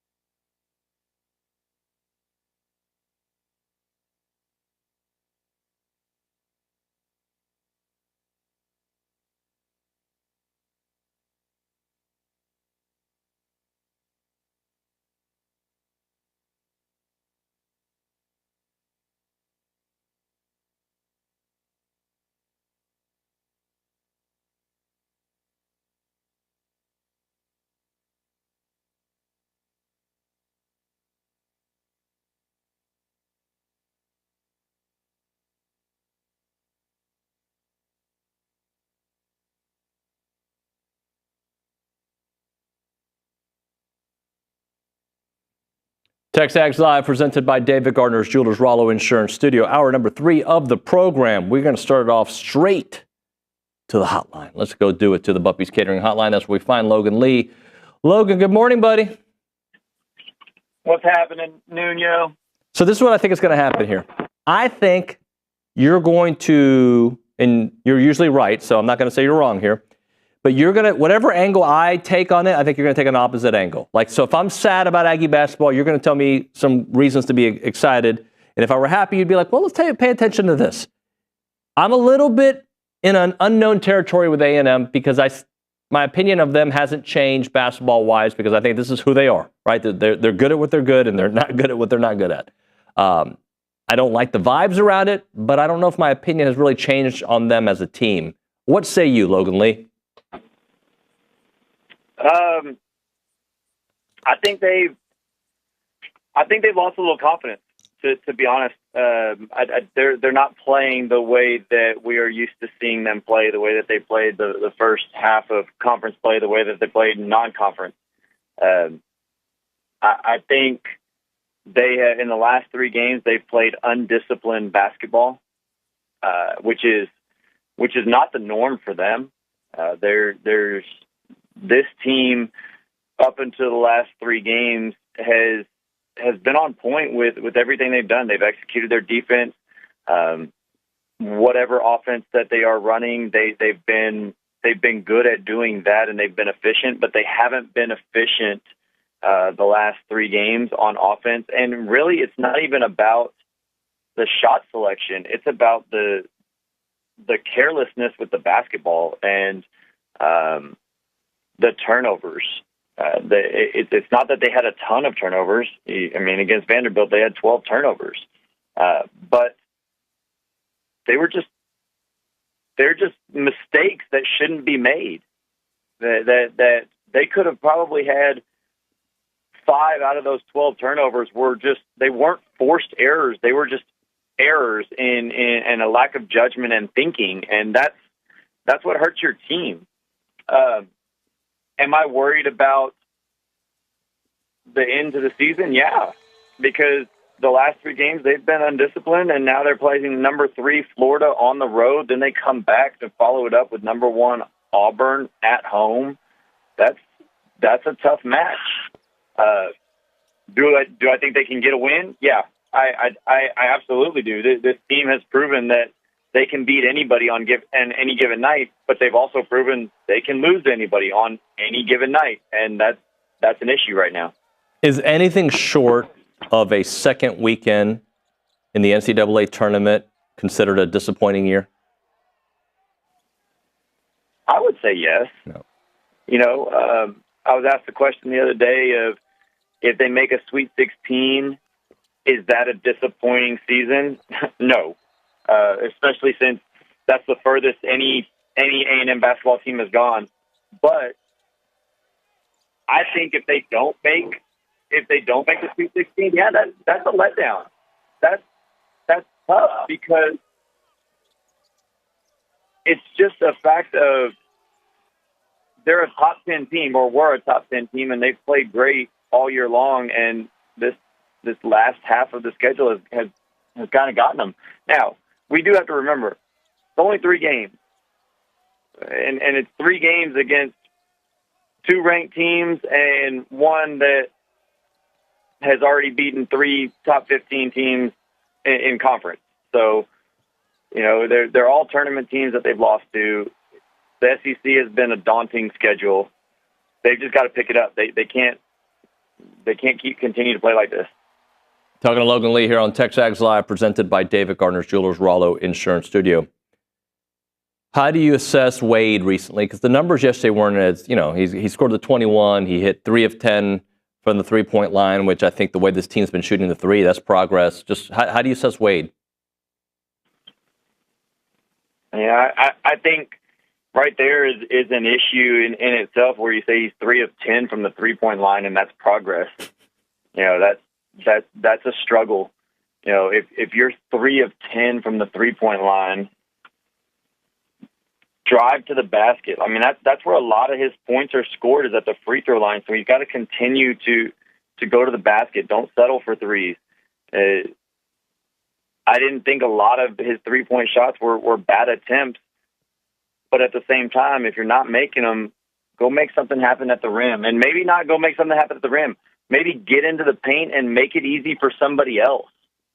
You know, he's been a good point guard for this season. He's developed into that, and he's got to continue that. His leadership and his ball security is what helps this team just as much as the fact that they have to guard him anywhere on the court. But last night, he had 5 turnovers, and 2 of them that I can think of right now were just passes up the floor that either his teammates didn't catch. You know, one to Zurich on the right past half court in front of A&M's bench, right before A&M's bench.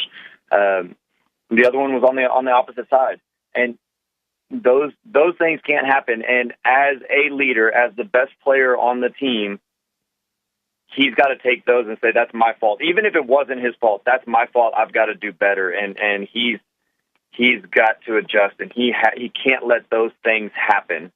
But you know what? The thing that I think is hurting this team the most is that until this point, they've played 8 or 9 guys consistently, and they've all those guys have produced. I don't know what's going on with Manny. You know, he played 6 minutes and got 5 shots up in 6 minutes. Missed every single one of them. I think his only stat was a foul last night. He might have had a turnover, but I don't think he did. But he played 6 minutes last night, and that is not the way that this team is going to function. Hayden Hefner, I don't think I don't even remember a shot attempt that he took.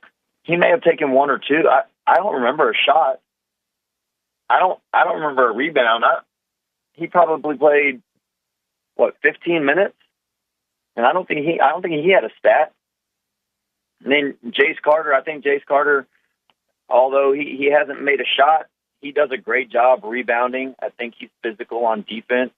But those guys have to step up too. You know, we've always talked about this is a team effort. Even though Wade is so good, even though Pharrell Payne has been fantastic, even though Henry Coleman has continued to get better and better and better and has been 100% better than I thought he was going to be this season, they need everybody because this is a team effort. That's how Buzz coaches. This is a team effort from everybody, and it's not coming from a lot of people.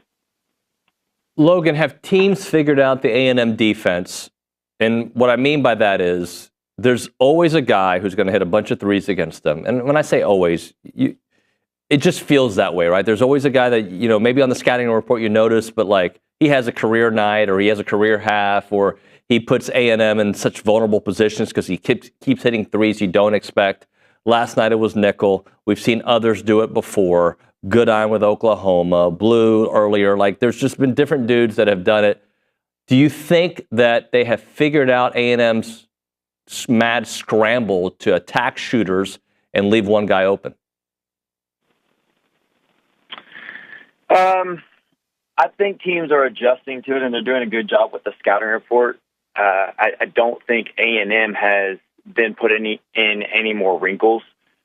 But what I think is hurting A&M's defense the most is its lack of offense. I still think they have a tiring defense. They have a defense that puts teams in positions that they haven't been in and really haven't prepared for. But the fact that its offense has been so poor and so diminished that defense can only do so much. And when you are not finding success on the offensive end and you're having to play defense and you're not getting as many offensive rebounds, that hurts your defense because A&M, they're used to crashing the glass and grabbing an offensive rebound every other possession. Well, if they're not getting an offensive rebound every other possession, that means that teams are able to run out. They're able to get fast breaks and secondary breaks. And even if they don't score on those breaks, that doesn't allow A&M's defense to set up.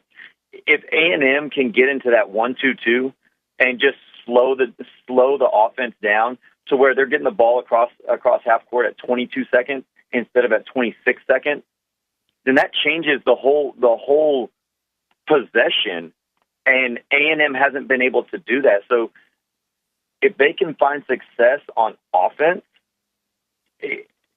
now their defense is what determines their flow of offense. But you can only, like I said, you can only hold that for so long. They have to make some baskets, and they have to be more aggressive to even allow themselves to play the defense that they've been playing.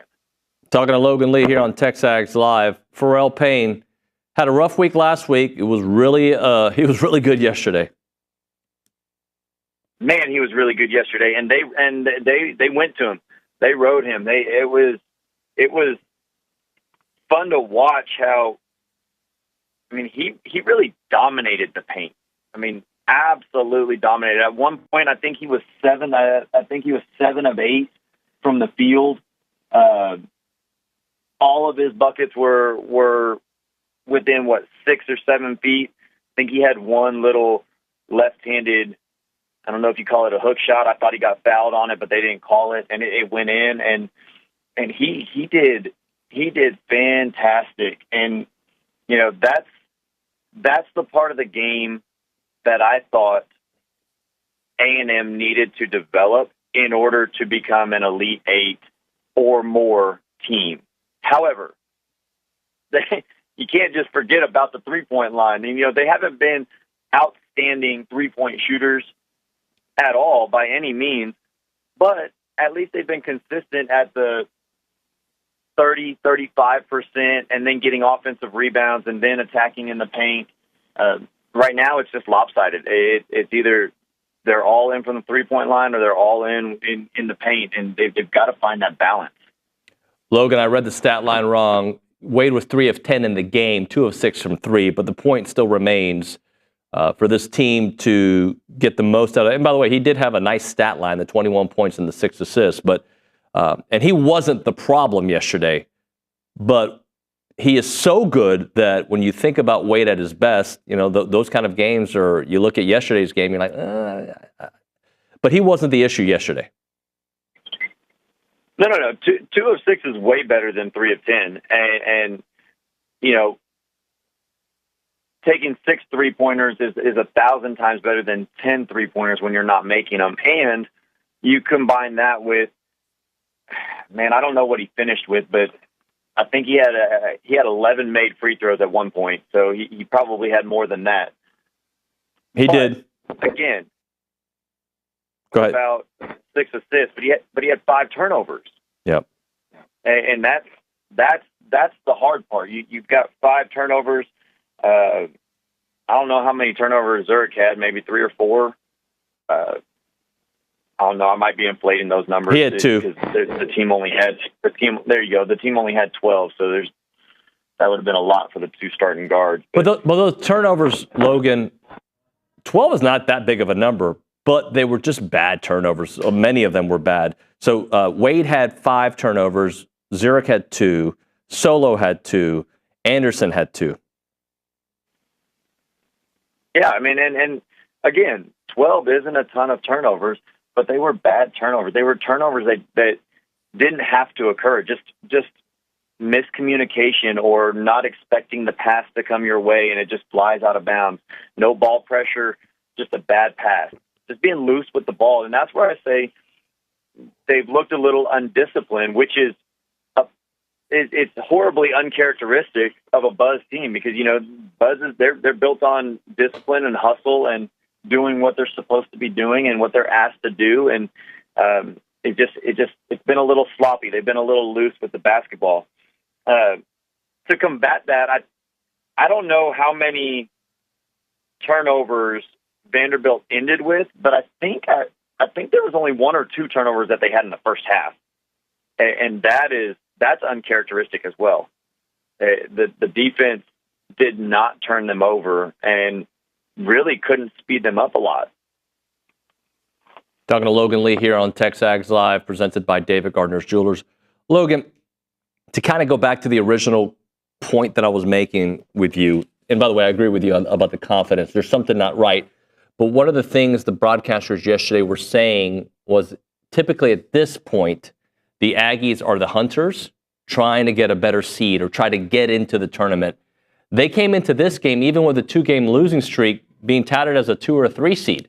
So how difficult is that for a team that like has been the hunter, now's the hunted, and I feel like they, because of what's happened, they got to go be the hunter against Florida and Auburn.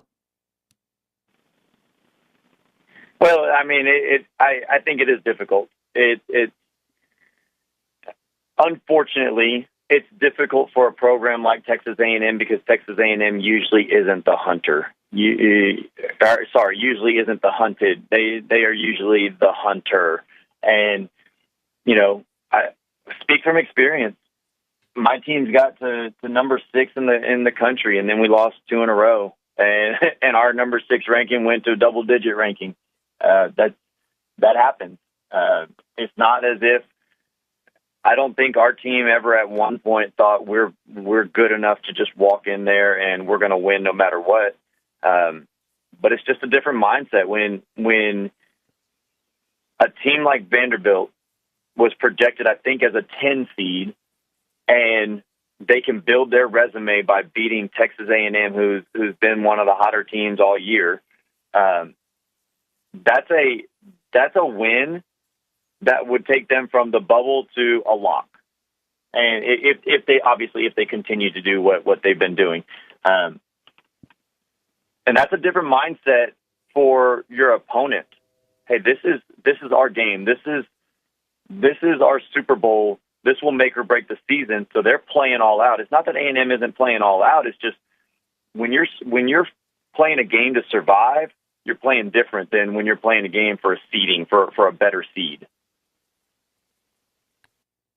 How do they get Manny going again? Man, Nuño, to be honest, I really don't know because I don't know what's going on. I don't know if it's mental. I don't know if it's physical. Maybe he has an ailment. I'm at a loss for this one, and the reason, the biggest reason, is because normally he is hitting his stride at this point in the year. The last 2 years, we've been talking about this team wouldn't be here without the growth of Manny, without what he's been doing, and now it's opposite of, you know, he was playing well 6-7 games ago, and now it's where did he go? What's happening? And I don't know if that's because of the adjustment, because A&M is playing more inside out, and the guards are looking to give the ball to the post and then playing off of that.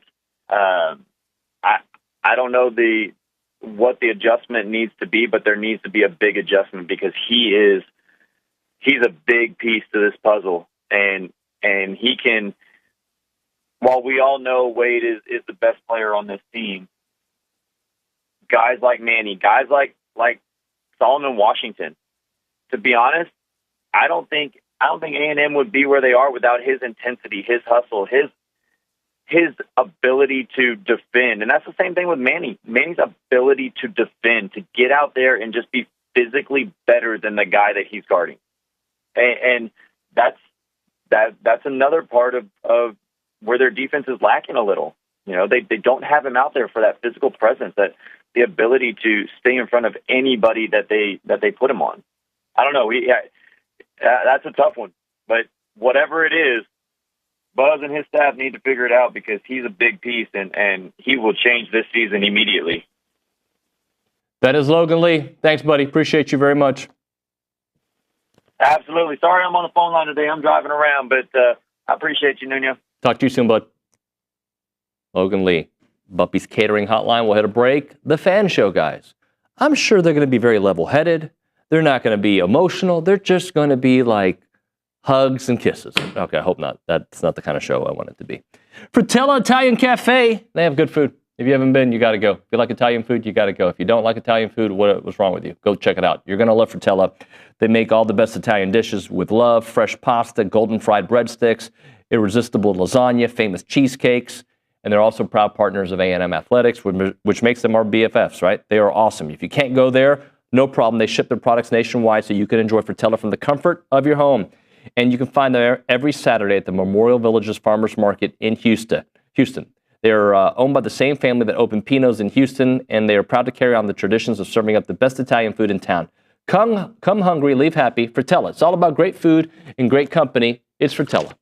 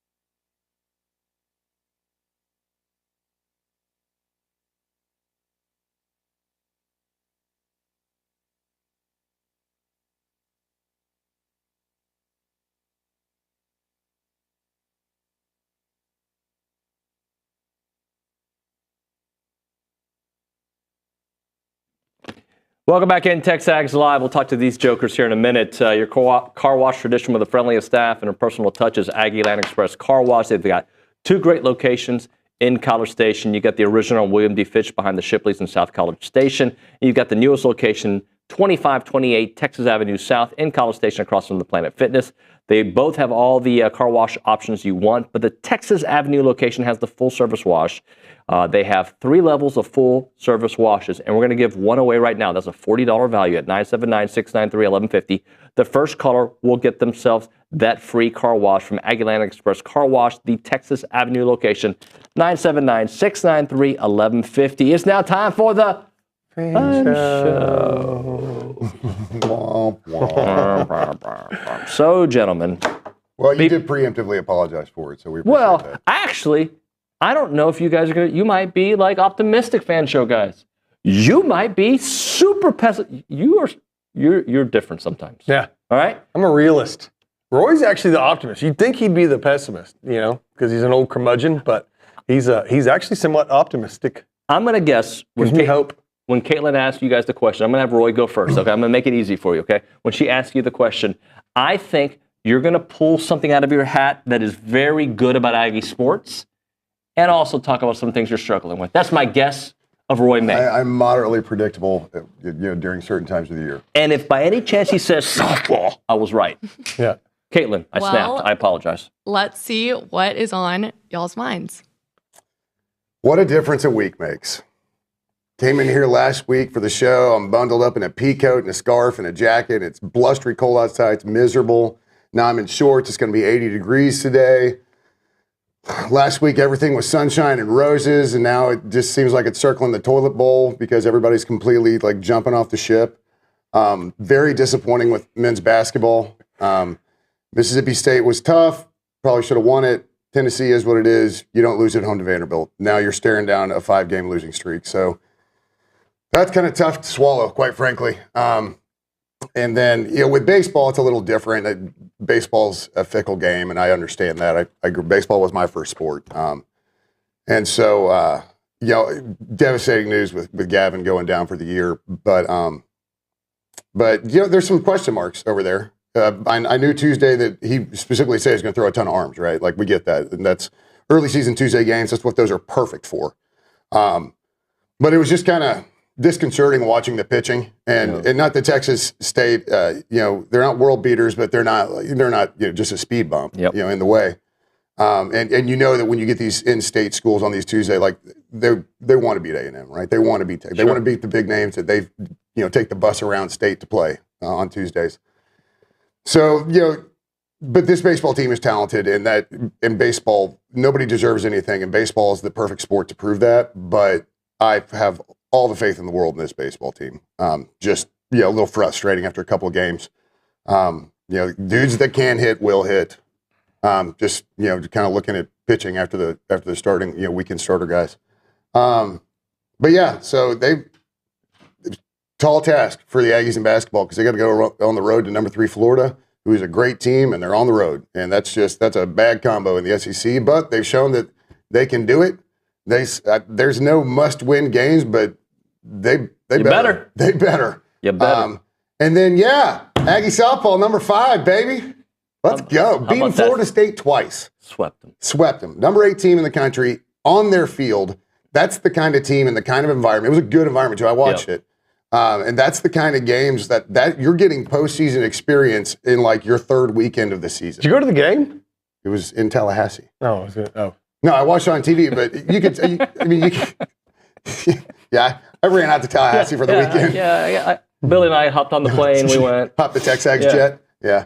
But so excited about them though. But the environment on TV, all right, you can tell. It's Florida State's one of those programs they draw well, and so that was a good bright spot though. And baseball won the series over the weekend. The sky's not completely falling. Yep. So. Mr. Browning. Hey, good morning.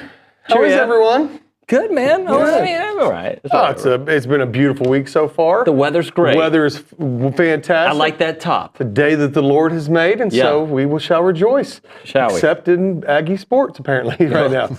So yes, I'm going to start with baseball. Yes, I really am bummed for Gavin. I mean, to be that age and to lose an entire season, it really is tough. Even injured, he was still.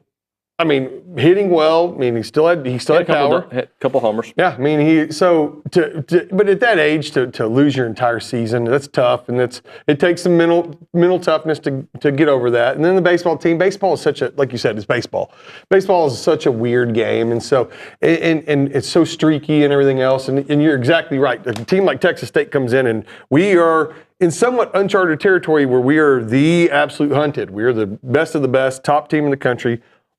Across the board, everyone's going to give us their absolute best, and we got to be ready to go every single day. And so, but again, I'm not worried about baseball. But obviously, basketball is, you can't lose that. We were sitting outside. We're sitting outside and talking about it. You cannot lose that game. Cannot lose that game at home against a team that you're better than. I think you can lose that game because it's the SEC. Well, yeah. But we did lose that game. You can. But combined with what you just lost, correct. You can't lose that game. You can't. Right. So you are still. I mean, I don't think anyone's going to deny that we are probably overall a better team, more talented team at home against Vanderbilt. I mean, to say that against Tennessee is one thing. I think we played well against Tennessee. Tennessee's a fantastic basketball team. Vanderbilt is good. They're a tournament team. They're talking about if they beat us last night, they'd probably be a 9 or 10 seed. Yeah. So you're talking about still a tournament level opponent, but coming off back-to-back losses against ranked opponents, and we only had 2 games left against unranked opponents, and all these, I mean, 3 of these teams are teams that are ranked above you. You had to beat Vanderbilt, and you have to beat LSU. Yep. And we lost to Vanderbilt, and now we are staring at a possible 5-game losing streak to end the season. I mean, you're going from what we were projecting to be possibly a 2 seed. If you win most of these games, you could have been a 1 seed. We had the ability to be a 1 seed. Yeah. That's out now. I think, if you beat Florida and Auburn, you're not gonna be a 1 seed, bro. Yeah, I think we could stay at a 2 seed. I think had we beaten, I don't think so. You don't think we could? If you tell me if we beat the number 3 and number 1 team in the last week and then a good tournament run, you don't think we could still be a 1 seed? Right now, I don't feel that way, but I might feel that way. Not feeling so hot, huh? Yeah. Right, but like 9 and 6 in conference is tough. I mean, 6 losses in conference is tough. Even though we still have as many quad 1 wins as anybody, I think we're still tied. Possibly, no, not now. We're not. No, I take that back. The bottom line is, I'm used to this team, and I know they've had some bumps in the road in February. But I'm used to feeling really good entering tournament time. Mm-hmm. Last year, Manny had his run right around now. Years before, we know the Quentin Jackson year, we know the Wade year before that. So and right now that hasn't happened yet. Mm-mm. I really hope it happens this week. I mean, like we said, this team has been one of those that's just it's such a weird bunch. And I don't say that in a bad way, but what I mean by that is that we've got, it's like you sit there and you watch them lose 3 games in a row, and we're super bummed, and we watch the ineptitude of the offense at times. I mean, like I was saying aside, they'll go a minute and be one of the most efficient college basketball offenses I've ever seen, and then they'll go a 5-minute stretch where you're like, how are these the same team? It's really wild how they're offensively, how they're approached sometimes. But you also can't tell me that they also couldn't possibly win these next 2 games. Oh, absolutely. That's the attitude of this team, that they've got that. 100% they can, and they could win these next 3, and I think we'll feel a lot better going into the SEC tournament, right? They could go win 2 of the 3, and I think we're going to feel better. But right now, they're not there yet, right? So it's hard to predict and project. It feels like last night was inexcusable. That's kind of what it feels like. I was having to watch it from the bowling alley because it's 6:00 tip. But you look up and you're down by 12, at home to Vandy, and you're, what's going on with this stuff?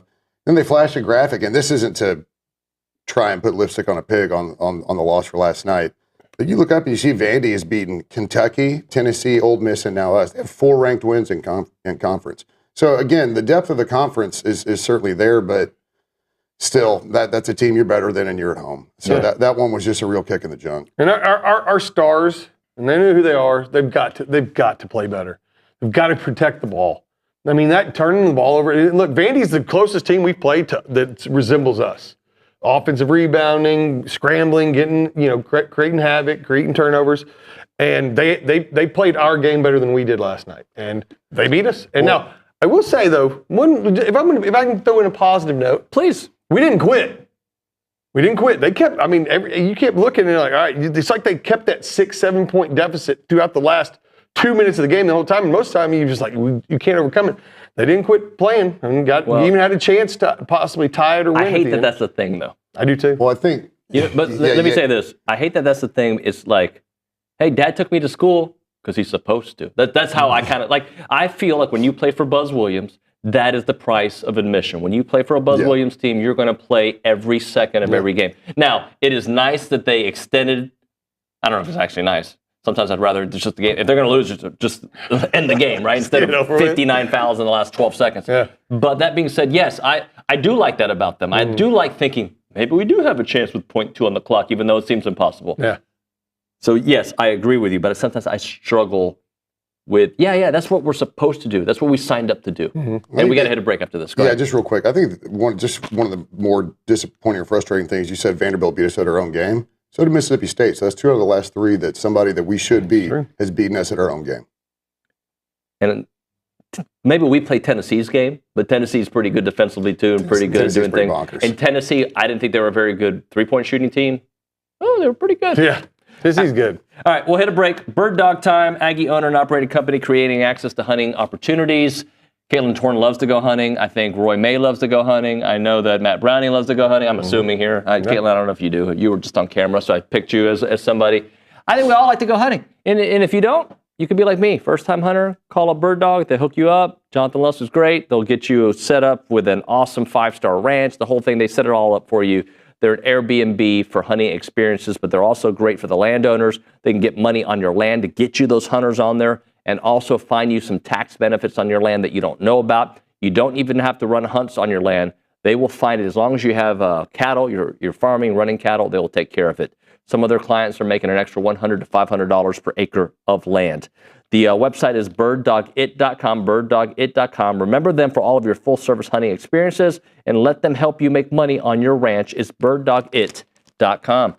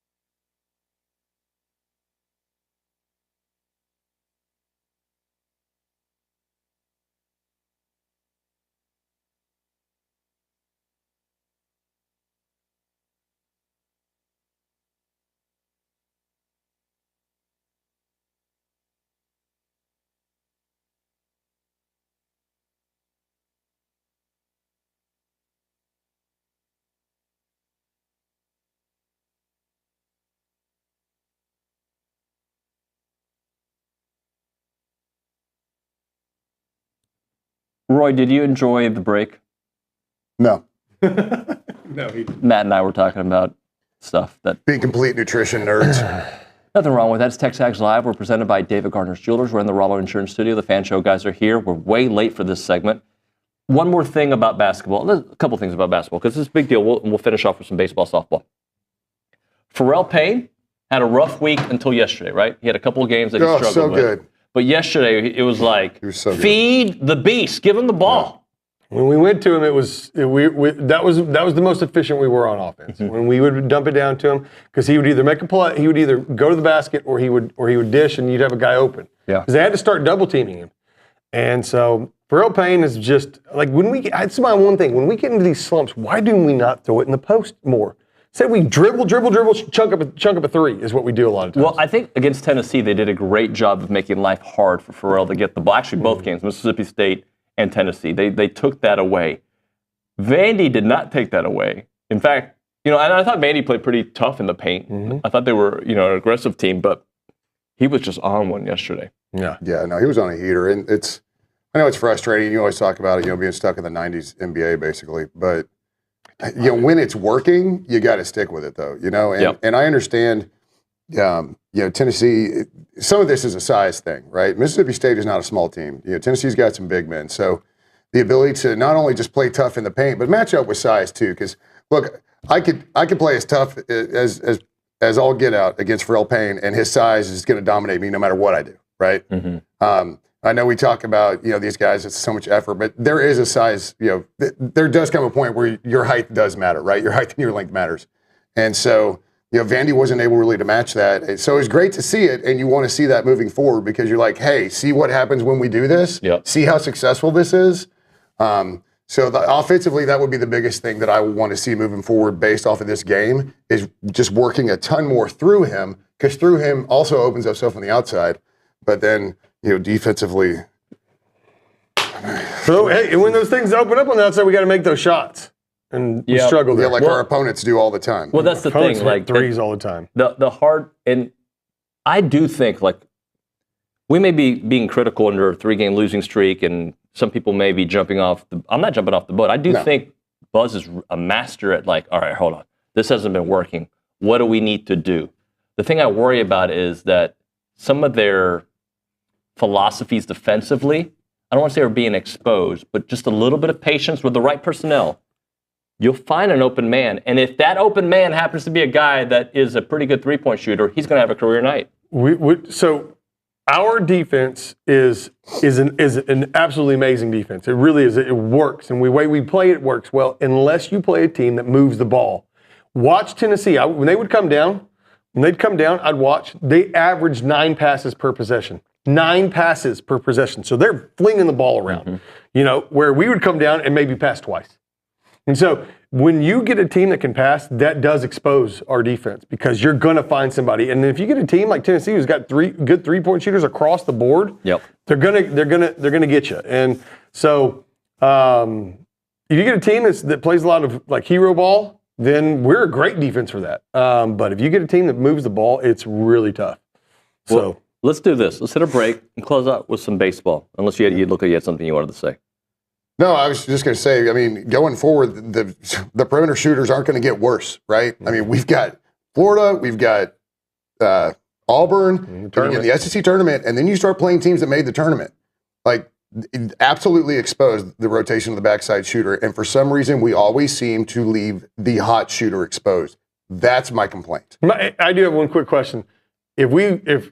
Where do we seed if we do have that 5-game lose streak? I believe Luke said the worst he would see us based on the projections as a 5 seed. Go from a 2 to a 5 in a matter of a 2-week period. It's wild. Weird was yesterday Lenardi still had them as a 2. I saw that. I think maybe he didn't ding us for losing to 2 really good teams. No. Now you've shown. Yeah. But as we said at the top of the show, which I wasn't completely convinced in the beginning, but maybe I'll believe OB. If they do win these next 2 games, everything's forgotten. Absolutely. You just win one. If you win one, everything's forgotten. Pretty much, yeah. Because it's the I think you got to win 2 season. of 3. I think you got to beat LSU and you got to. Oh no, you have to beat LSU. You lose at LSU, but you beat either Florida or Auburn, and LSU, yeah, I think it's all forgotten. Yeah. So they go back to a 2 seed? No, I think you got it. So it's not forgotten. No. It's not forgotten. No, I'm talking about it from. This is the fan show. For the fans, we'll forget the fans, it's forgotten. Yeah, you win all three. You're flirting back with the 2 seed easy. I think so. Yeah. That's 3 on the road, and that's 1. Doesn't matter where you play them, even at home. That would make me feel good. Yeah. Yeah, that's what I need. I need that. And I need you guys to send a text and tell the fan show guys what they're right about, what they're wrong about. We hear a lot about that from you guys from time to time. We'll be back. It's TexAgs Live.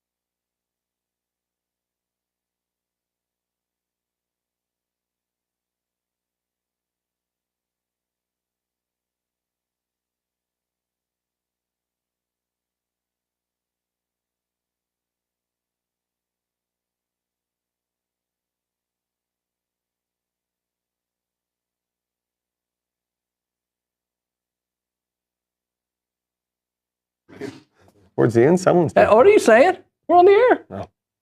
You talk about former players, former coaches? Former coaches, yeah. That's right. It's the fan show. It's what we talk about. The fan show, we can do whatever we want, right? I can be a fan on the fan show. Yeah, you are a fan. Yeah, actually, I am a fan. He's a fanboy. I'm an emotional host. Yeah, emotional professional. You got to be that way. I believe Gabe was the same way, right? Emotional host. If you're a robot, nobody wants to listen to you. Well, it's not like you're on, like a national network or anything. Like this is TexAgs. This is the voice of. Well, this is TexAgs is a national network about A&M. Yeah. So I just want to make sure I say that out loud. But you are a former Texas Aggie. No, I'm not a former. I'm a current Aggie. You're current Aggie. You're a former student. Sorry. Well, we sorry. We don't sit here and cover the Celtics and the Lakers. Like this is the voice of Texas A&M athletics, and I think it's fantastic to have somebody sit in your chair that is a fan. It's a fan, but also you will be critical, and I dig it. Yeah. But I do get caught up in the mood, right? Not other people's moods. My mood. I'm not good when my teams lose. Yeah. My sons play a soccer game, and they're not playing good. I don't talk to the other parents. My buddy Philip, you know Philip, you want to chit-chat? No, we're losing. There's no chit-chat. The moment we take the lead, Philip, come here, buddy. Bring me a beer. I'm not going to drink it, but I'll hold it with you. Like, I like Philip. I see him in a lot of places. So, and I think a lot of us are that That's way. the most general statement on the planet. I see him a lot of places. Yeah, we run in certain similar circles, same school districts, all that sort of thing. I see him all the time. But right now, it's a little bit of a cloud around the programs because of how football ended, what's happening with basketball right now, and what's happening with baseball. But nothing that a weekend at Daikin Park can fix for Aggie baseball. Nothing that a win at what? It's the juice box. It's the juice box. It'll always be the juice box. Nothing that a win on the road in Gainesville can't fix. And by the way, Trisha Ford's going to keep doing her thing. Gerrod Chadwell's going to keep doing his thing. We've got Mark Weaver's going to keep doing his thing. Coach Denton's going to keep doing his thing. So there's good things happening, but there's a little bit of a cloud around some of our favorite sports. It's funny for the fan show, when we come in, every time we walk in there and we're sitting out in the waiting room to come in here, you never know what our emotions are different every time. We're either coming off a big win, or we just lost to Texas and we're furious, or something's happening. You never know. This is one of those mornings where we came in and not the greatest of moods, but that can all swing in a week. We can come in next week and just be right back to being crazy optimists. What a difference a week makes. What a difference a week makes. That's true. You see me tie that back in? You did. That was like you wrote it. It was like a heritage film. When he rolled in with his pea coat and his sweater and his scarf, he has a scarf. I can't pull a scarf. I don't even own a scarf. You can only pull a scarf if you're Roy May or you're in New York. Yeah, that's it. And Roy walked in just looking good and made us all look bad. So I didn't look bad. I looked pretty good, actually. That's true. Anyway, baseball, we think we're going to figure it out? Of course, yeah. Yeah, I did too. And I didn't ask. Is immense. I didn't ask Coach Earley this because I know the answer. But for him, it's got to be, I don't know if easier is the right way to phrase it, but these guys have been there, done that. You got a veteran group, nucleus, not everybody, right? That Jace has weathered some slumps. They've weathered some issues in the past. They know what they got to do. I think that from that perspective, having a veteran group with Coach Earley in his first year, they'll figure it out. And your new guys like Hensler and Cash are veterans. Yep. Old school veterans. And you got the young, and we'll say this, the young guys seem like they've got some brash and some, they're not scared of the moment, especially Keel. Right. And so, yeah, I mean, baseball's fine. Baseball's a weird game. Yeah, hitters are going to hit. They're going to come back to the mean. The pitching, they said something on the broadcast I thought was interesting. He said, a lot of these freshmen that are coming on the mound, they've never come out of the bullpen in their career. That's not what they did in high school because they were so good, right? And so I think some of it is just them getting their feet wet and seeing the bright lights of Olsen, being on the mound, being on the bump. And the other part is, there were a lot of two-strike hits that were really painful in that game. And so they've got to learn how to get the batter out, quite frankly. Isn't baseball, though, of all the sports, don't overreact? No. Oh, never. Good or bad, You got the difference between, you could have the best team and one of the worst teams, and if that guy's pitcher's on that day and your pitcher isn't, you can lose that game. Yeah. So it all boils down, it's such an individual sport and team sport. It's just such a weird game. It's not like any other sport. There are segments of the season that you can begin to overreact. Once you're completely done with non-conference, which means you're about 2-3 weeks into conference play, because those kind of overlap with the Tuesdays. So at that point, you kind of if you've been dumping a lot of non-cons, and so there's times where you can overreact. 2 weeks in is not it. Yeah, come on. And hopefully they have a great weekend at Daikin, the Juice Box, and then they'll have a couple of midweek games. Let some youngsters get some playing time in. Get them back out there. Get them out and get the reps that they need so we can count on them later. And I think next week when we do the fan show, hopefully you will say to me what a difference a week makes. Right. I hope you do. That'd be great. I hope you don't say to me, same week or rinse and repeat or whatever. Right? That's what I hope. But I don't expect it. Hey, fan show is about to end. So thanks so much for everybody listening. I didn't hear music, David. So that was my cue. We will see you all mañana.